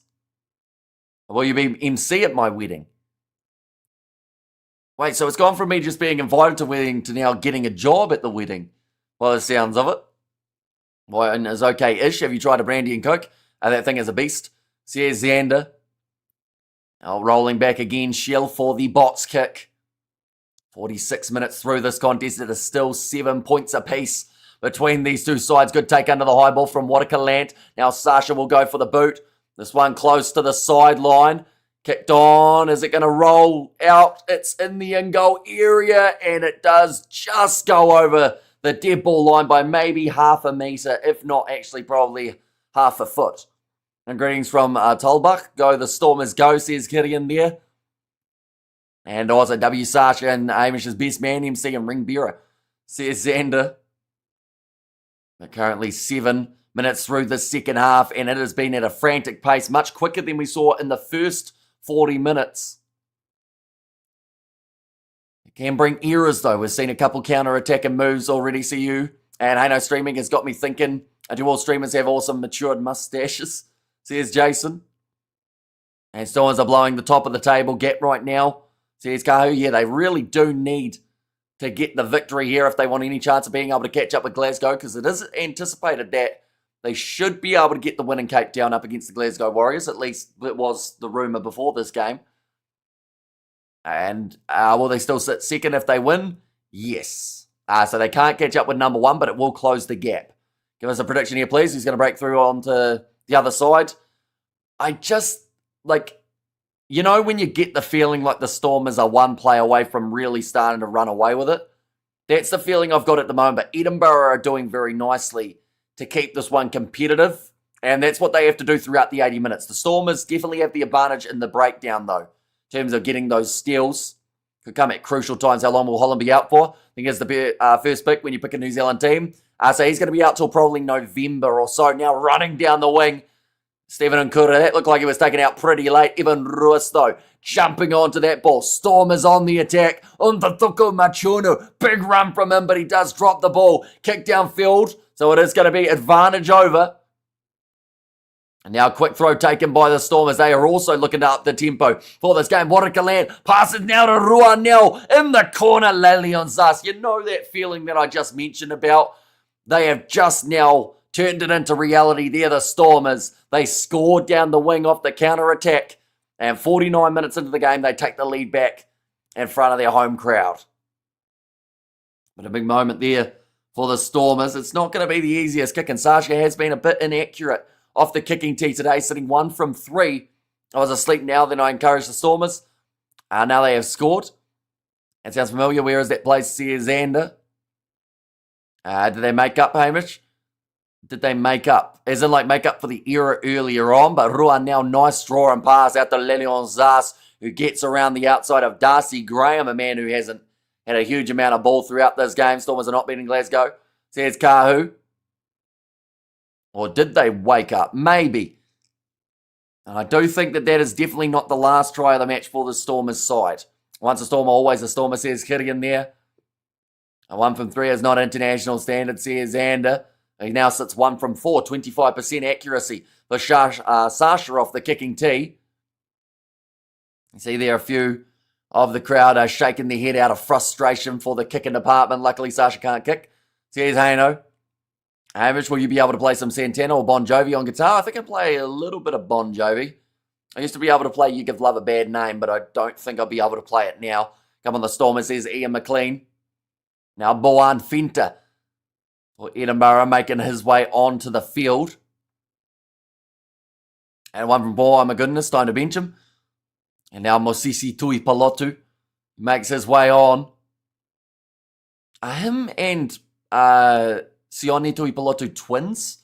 Or do they just look very, very similar? Because the similarity is almost uncanny. Pretty forward, to be honest. Says Kahu, and can't they get Cheslin as the kicker? Says Mohadin, they could if he was in the team. You miss a few, and you can't kick, apparently. Says Byron. Yeah, like, the thing is, sometimes kickers have an off day, don't they? We've seen even someone like a Andre Pollard have an off day off the kicking tee. Luckily for him in that game recently, was pretty accurate as a whole, but this one going off to the left-hand side now. Thought about the cross kick for Ross Thompson. Now passes across to James Lang. Another break. Goes down the wing, getting shuffled towards the sideline. Tell you what, it's a try there for, I believe it's going to be Liam McConnell. They will check this to see if he has knocked it on. But how did he end up so far with no one around him in the clear? And number what play, Damien Valimza? He's playing 14 in this game. Right, they're going to check this to first check whether or not he's offside and then check if there is a knock on. But if there isn't, the Edinburgh side are straight back to... Oh no, he's in front by about half a metre there. At least I was wondering how he was so far ahead and in such a massive open clearance. Although to be fair, only forwards were around.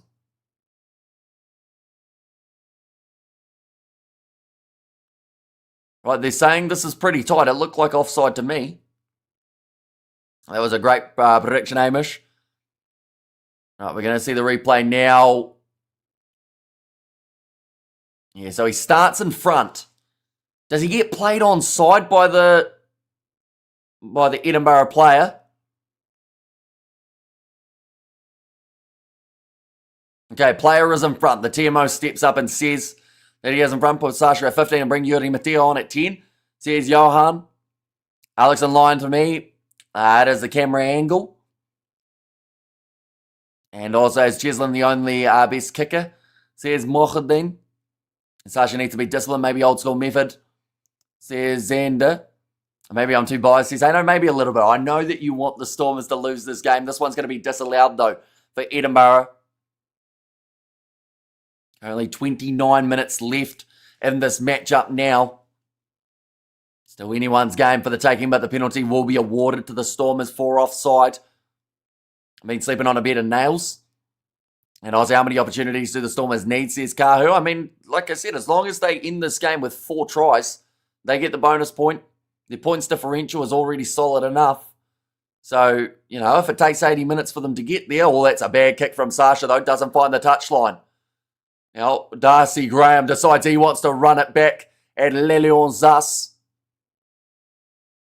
And 29 minutes for the Stormers to get a bonus point. Says Xander. Tackle was made.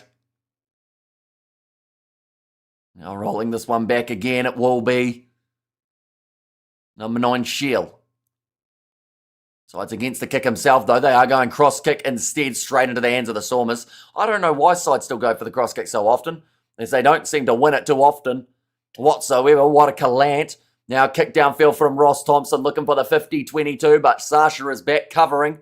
Runs it out of his own 22, going for the attack and move about 40 metres out from the Stormers line now. If the Stormers are going to win, they need to win by 6 to 16 points. Nasi Manu played for Edinburgh, says Jason. Now kick down the middle of the field. Edinburgh do have cover.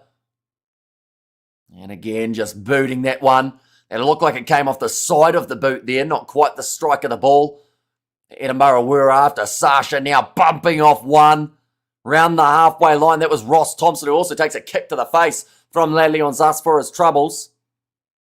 And very slow game. We need Sevens Rugby to jazz it up, says Xander. And Sevens Rugby will clean the pallet. And bad kick from Sasha. I would have thunk it.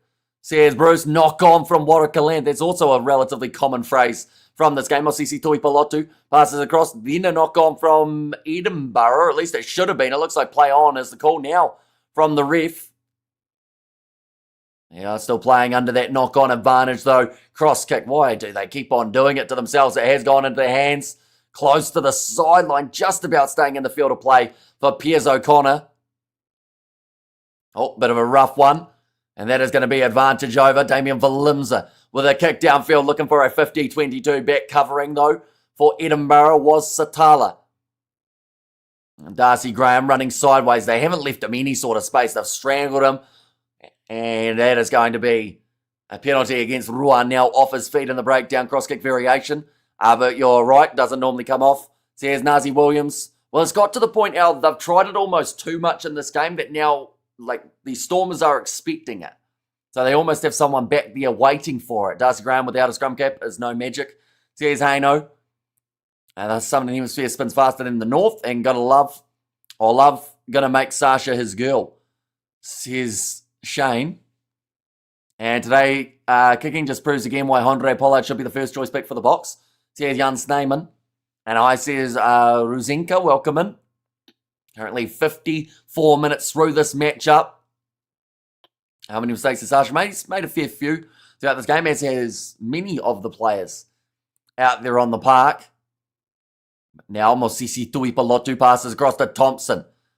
It's on Satala. Now it appears O'Connor going for the grubber this time. It's going to be a contested one, but it is straight into the hands now of the Stormers. And Valimza with a couple fins breaks through one tackle. And we have got the How You says Brzezinski doing very well. Last game of the day up until the sevens tomorrow that we are going to be covering. I would have loved to cover Kenya versus Canada in the sevens, but I am going to be trying to sneak another quick nap before we head away to golf. How many box kicks in this game? Well, it was up to 45 kicks in play throughout the first half. Now, I'd say probably about half of those would have been box kicks throughout the first 40 minutes. Again, the ball is there for Edinburgh around halfway. Big run from Ewan Ashman. Can't believe I'm saying this, but I believe you're better than Mr. Beast. See, it's Charles there. Now, Dylan Richardson. Certainly don't quite have the funds of Mr. Beast. If I did, I would have to make like an indoor rugby shed thing, like a studio, where we can give like examples of goal kicking and whatnot with like a big digital screen. That would probably cost a fair amount of money though. And just must be the first 10. First for the Springboks. Now another box kick. Come on the Stormers, says Ruzinka. Obviously taken by Watakalant inside of the 22 for the mark. This one has now slowed down to a bit of a grinding halt in this game. It was so fast-paced at the start of the half. And hello, welcome Rus, says Ruth. Who was that Chinese guy for the previous stream? Did you listen to him talk at all, Charles, throughout that stream? Because you would have heard that South African accent within a couple seconds. We have got there, don't give the night. Take the night. Right, penalty goes the way of Edinburgh here. Around the halfway line. I know I should be frustrated, but I'm getting a laugh out of this clown show. There's Titanium. Yeah, that's the thing. Like, the Stormers still lead here, but it's got to be a very frustrating one for Stormers supporters currently. He was taking it up, and I heard make Sasha someone's girlfriend. I cracked up. Says Naz Williams. He was talking like some DRS cricket umpire. He's still in the chat. Hey, no, and he is going to be here for the Sharks versus Connacht game next week. Edinburgh could actually win this if they don't do stupid Scotland stuff. And also, when last have you seen a game this bad, Hamish? Says Titanium. A couple weeks ago. It was about 3 weeks ago. It was a South African derby, and it turned out to be really bad game. In fact, it was that bad that both sides in the chat who were going for either team were, just not happy with the match. But this one hasn't been too bad yet. It's been enough excitement in this match to still keep us on the edge of the seats. But Marcel Kutsia, not Marcel, JJ Kutsia out there on the field now. Now around the side. Very close to the try line for Ewan Ashman. Pick and go behind Fenter. Gets the grounding, and Edinburgh get it back to level. I hope he doesn't see the messages I sent about him. Otherwise, there'll be some inconvenience from him. Well, he will see them because he's still in the chat. And the lowest score of the weekend, says Ruth. If you are willing to take the time to learn from Hano, your channel could surpass Mr. Beast for sure, says Jason. And Hamish never went to enough nightclubs, but I accept him in my life anyway. Yeah, we don't actually have a nightclub here. Like the local pub, I think, closes at 9 or 10. But now chance here to add the additional 2. Sitting 12 to 12 with 22 minutes remaining. And speaking of 22, Duvanacha will make his way out onto the field to try and change the momentum of this game. The Damien Valimza to wing experiment so far has not worked for the Stormers. He hasn't seen the ball anywhere near enough. Where are you based? Says Ruzinka out of New Zealand. So it is currently 7:20 a.m. That kick has gone over. And that is going to make the score now 14-12 in favour of Edinburgh. You see it there, just the pick and go from Bowen Fenter up against some of his former teammates and future teammates as well. In that Bok jersey, your streaming quality is better than iShow Speed and overall content better than Mr. Beast, says Charles. And Edinburgh says, hey no. And oh no, says Ruzinka. Is that oh no that I'm based out of New Zealand, or oh no because of the try against the Stormers? I assume the second one, right? If the Stormers lose, Glasgow highly likely to host the final if they make it, says Kahu. And both of these sides going to be in action just next week. Edinburgh have Leinster in the Champions Cup round of 16. And then also the Stormers, they will have Toulon. Would you go on Martin Devlin's show if he asked you? Probably. I don't think I'd be able to bring that same level of rugby knowledge as the guys that he gets on, but I'd still be keen enough. JJ Klutzia tackled around the halfway line. Having no wing replacement is stupid, says Hano, and Sasha Rob Stormers with his kicking gear. Says Xander, yeah, they missed out on, must be 8 points total from missed kicks today. I know for the tries against Edinburgh. And New Zealand all day, says Naz Williams. Now the spin there from Pierre O'Connor. Thanks, Charles, says Hano. You are one of the best and skilled person I have seen. And be brave, Edinburgh, says Shane. Yeah, this is where they really need to chase that bonus. Definitely with where they sit in the overall standings. If they want any chance of making the top 8, they pretty much need bonus point wins all the way through and a few results to go their way. That looks like an injury here for Darcy Graham. It is the knock on, but looks like he crunched his back awkwardly. Imagine if the Stormers lose, says Kahu. The imagination in that statement is coming closer to a reality here. 20 minutes remaining. They're down by 2. I said Hano saved our lives already. I thought Hano was Kiwi Rob at the start, says Jason. He is not, no. But, yeah, just giving Darcy Graham a bit of a check over. He's all right by the looks of it. So 2 3-pointers and 1 conversion missed by Sasha, correct, yes. But also just missing a beat when it comes to some of the attack throughout this game for the Stormers. Looking at kicks in play, now we're up to, what's that number? 71 kicks throughout this matchup from the first 60 minutes of play. We could get a 100-kick match here between these two sides. As much as I think Sasha is a great player, I would have to pick Pollard for my team, says Fleshin. Never delete Jason, funny banter. He should be Hamish's cameraman and apply for New Zealand residency. Surely you will make him reach 100k subs at the end of the month. And Stormers more kicking than anything, says Hano. You're great. Thanks for the entertaining commentary today. And he is going to be back next weekend by the sounds of it for the Sharks versus Connacht Challenge Cup round of 16 game. Stormers have Glasgow, Connacht and Ulster. Interesting games. Yeah, a couple tricky ones in the mix there. And now Duvanacha to put this ball into the Stormers scrum.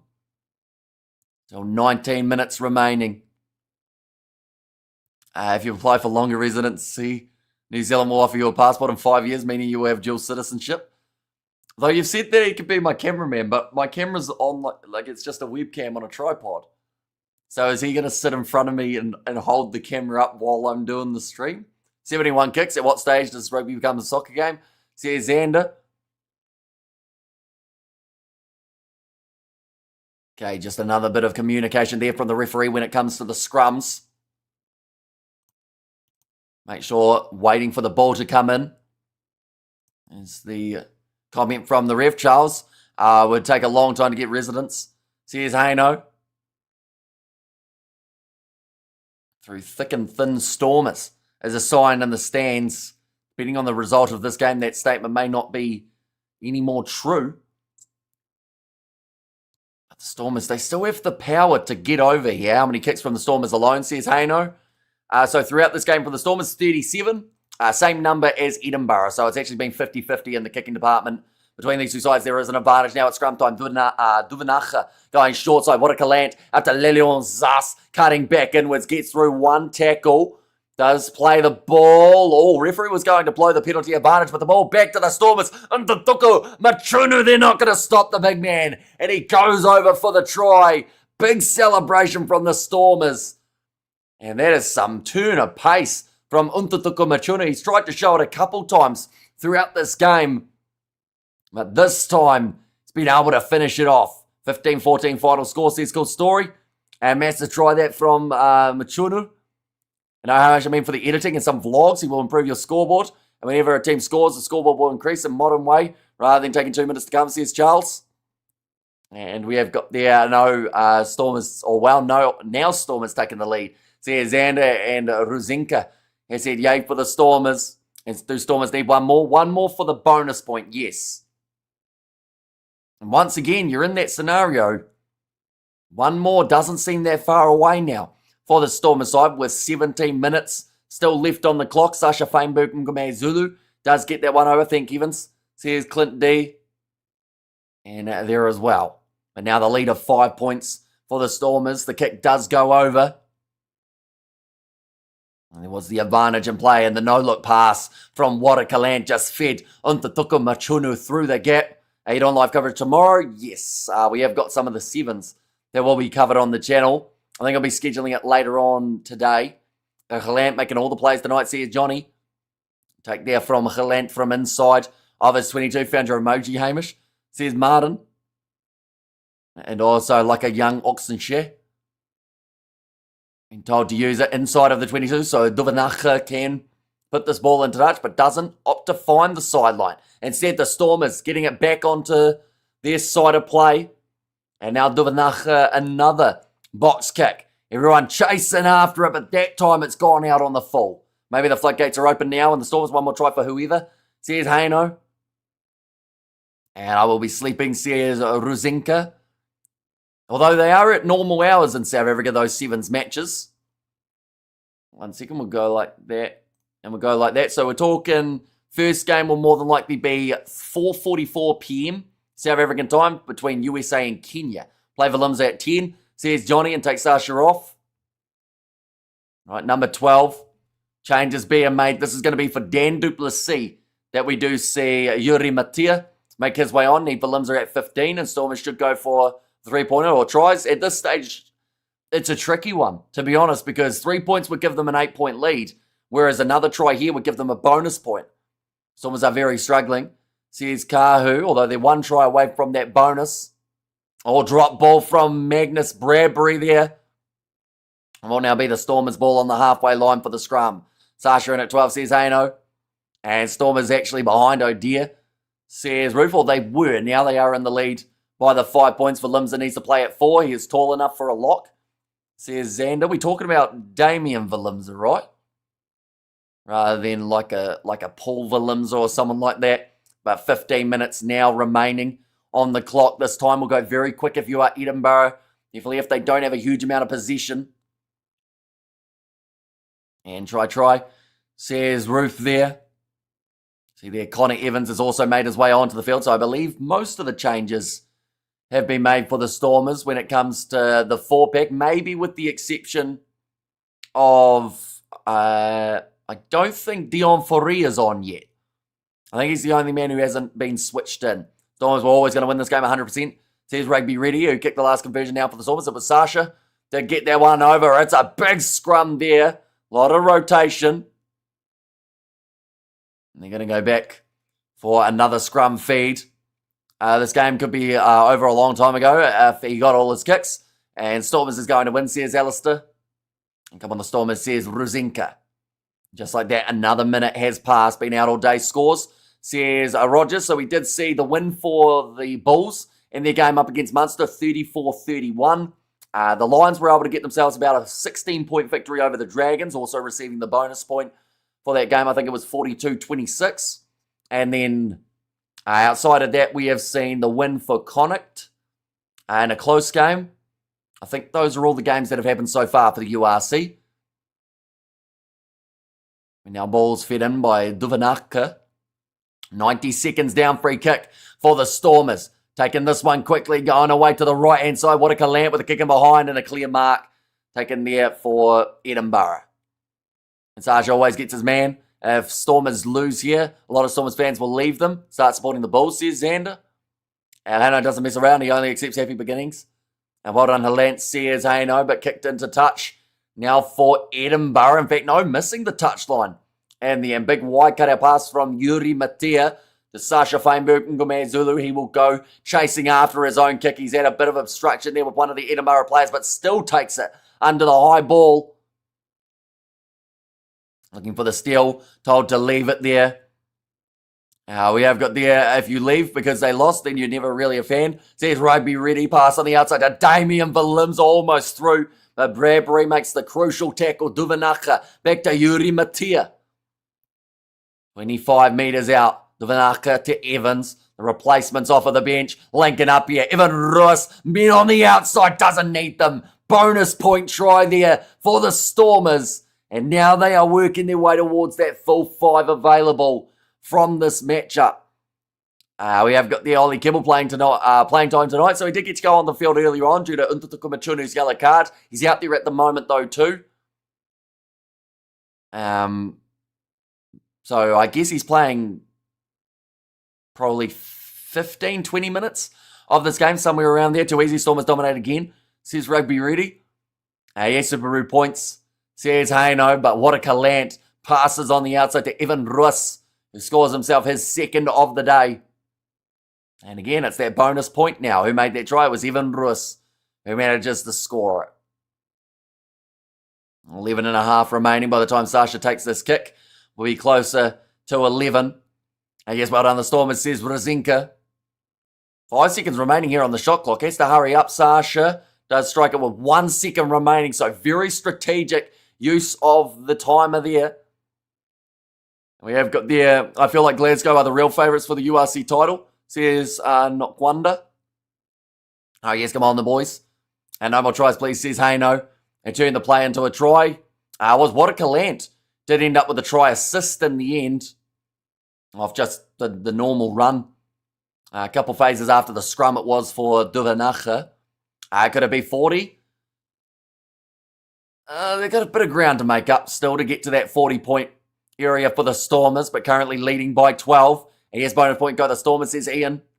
And Stormers go, says Julian there too. And a penalty awarded to Edinburgh.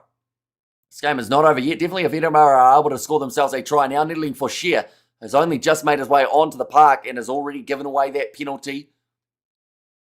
A player of the match, says Clint D. Tricky one. Because Galant's done a lot of things right, but also has done quite a few things wrong. Damien Williams has been solid as a whole, other than when his boots weren't willing to stay underneath him and he was slipping and sliding all over the place. De Villiers has been strong in the loose board trio. So I'd probably go De Villiers. In fact, they are just showing the man of the match contenders now. De Villiers has 42.3% of the votes. Evan Roos has 31%. Now, Roos might get a little bit more of a boost now that he scored 2. What the efforts with all this kicking. Look what happens when they run the ball, says Johan. Yeah, we're looking for the century of kicks in this game. Currently, it is sitting with a total of 77 kicks in general play. Hard to beat South African teams at home. And all 4 South African teams to win again this weekend, says Rudy.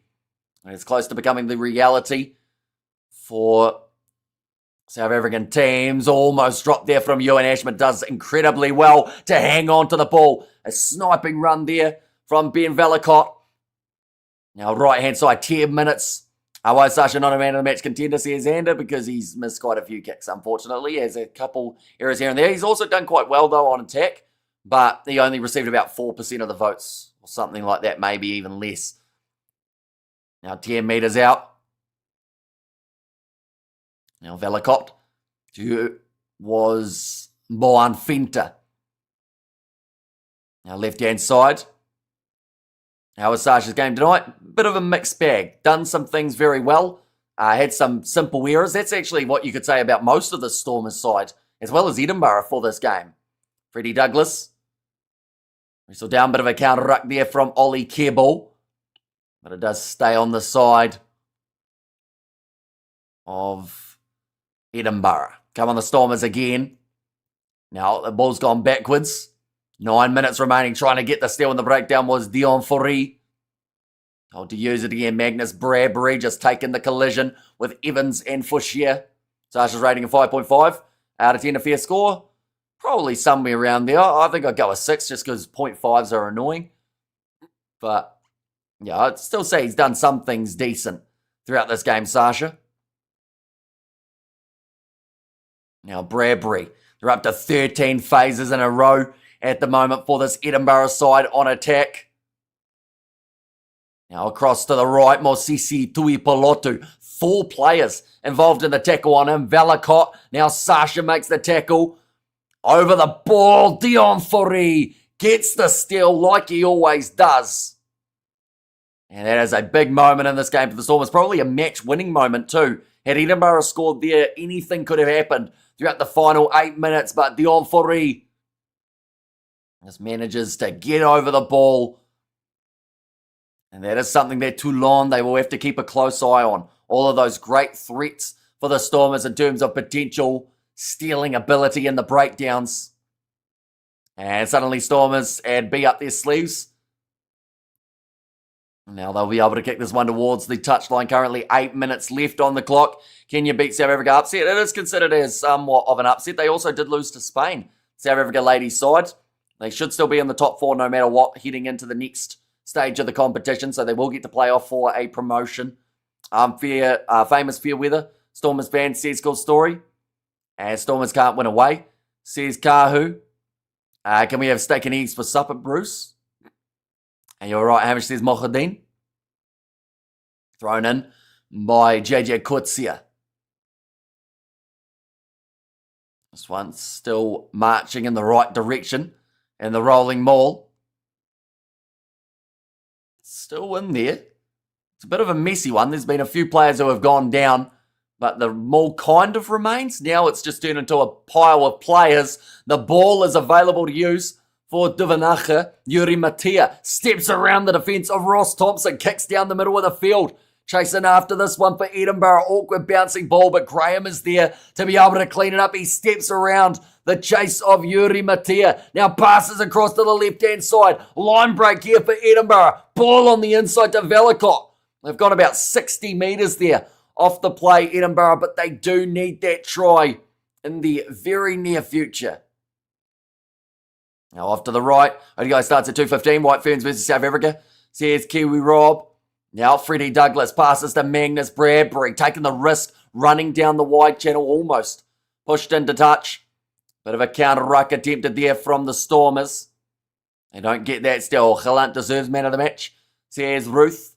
Although it does look like either Paul de Villiers or Evan Russ is going to be the one who receives it. Back across to the left-hand side, Mosisi Tuipolotu. Tackled by Hutchivadai Amani. Jason, you suck more, says Kiwi Rob. Wrestled down here. Still some good position for Edinburgh throughout the last 5 or so minutes. Freddie Douglas has to take the pass behind him. Valakot cross to Boan Fenter. 2-man tackle on him. Now to the right. Ashman straightens. Still about 35 out from the line. Sione's brother is him with here, says Haino. They do look very similar, the Tuipolotu brothers. Now Ross Thompson, no look pass there from Mosisi Tuipolotu, but Dion Foree on the ball, rips it away again for the Stormers. And now Warwick Lant out wide, kicks it downfield. It's gone out on the full.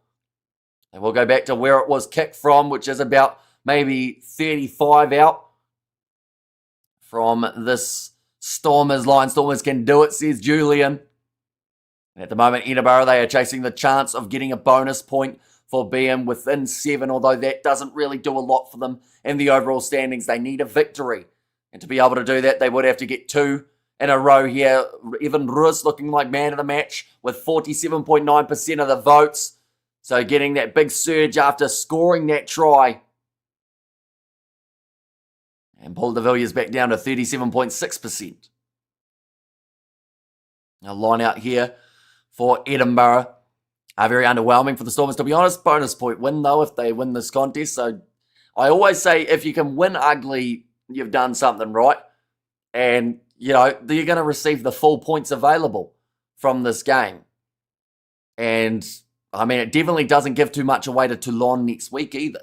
What is Fenta doing there at the man of the match? Says, I know, to be fair, started the match very well.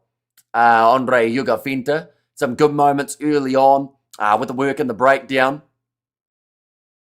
Time says, Roger, at the moment, 75 minutes and 5 seconds. So 5 minutes left on the clock. Line out throw now for Edinburgh. If you win ugly is one thing, but if you cry ugly, says Xander. And we have got the Glasgow clearly favourites for the URC title right now, says Kahu. That can be added pressure, can't it? Hopefully they don't crumble.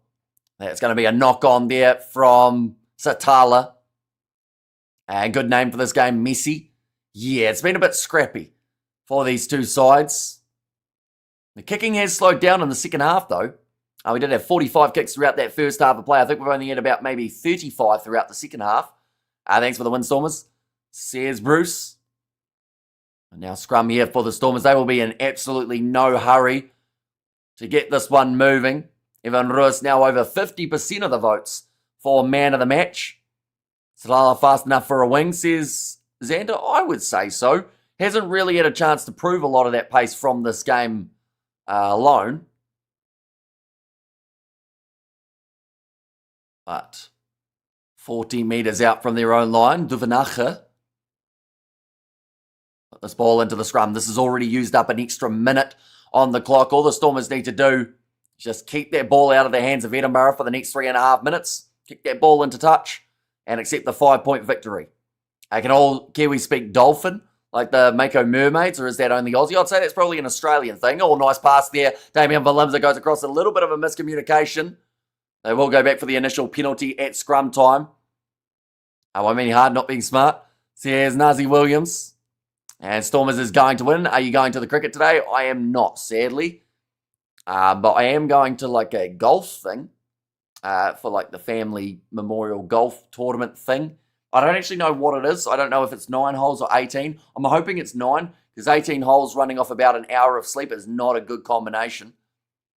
Is Duffy a New Zealand cricketer? He is. Jacob Duffy. No more points, please, the Stormers. Says Haino. And also, I vote in favour of Kiwi Rob doing a future stream, says Jason. 3 minutes now left on the clock. Stormers still have the chance of adding an additional 7 here. Sasha peeking for the URC, says Shane. Nicely taken by JD Schickerling. And now the rolling maul for the Stormers. Dion Fourie in possession of the ball. It is still moving towards the Edinburgh goal line. Has stopped now once. Nuffy played very well in the IPL tonight. Says Xander, and that ball hasn't come out for the Stormers. Edinburgh now will have themselves the 5-metre scrum. It is 5 metres out from their own line. Sasha's knee is sore, says Terence. But Dion Fourie, he's brought quite the impact since making his way off. And to be fair, that's probably the difference in this game. We've seen some good moments from JJ Kutsia. We've seen Dion Fourie involved. Yuri Matias made some good decisions. Duvanacher. Whereas for this Edinburgh bench, I want to say the one that was seen the most involved is probably Ben Valakot, followed by Douglas and Tui Pilotu. That just hasn't led to any points. And Haino's team has lost. Haino's team is the Bulls, so they got themselves the victory in this round.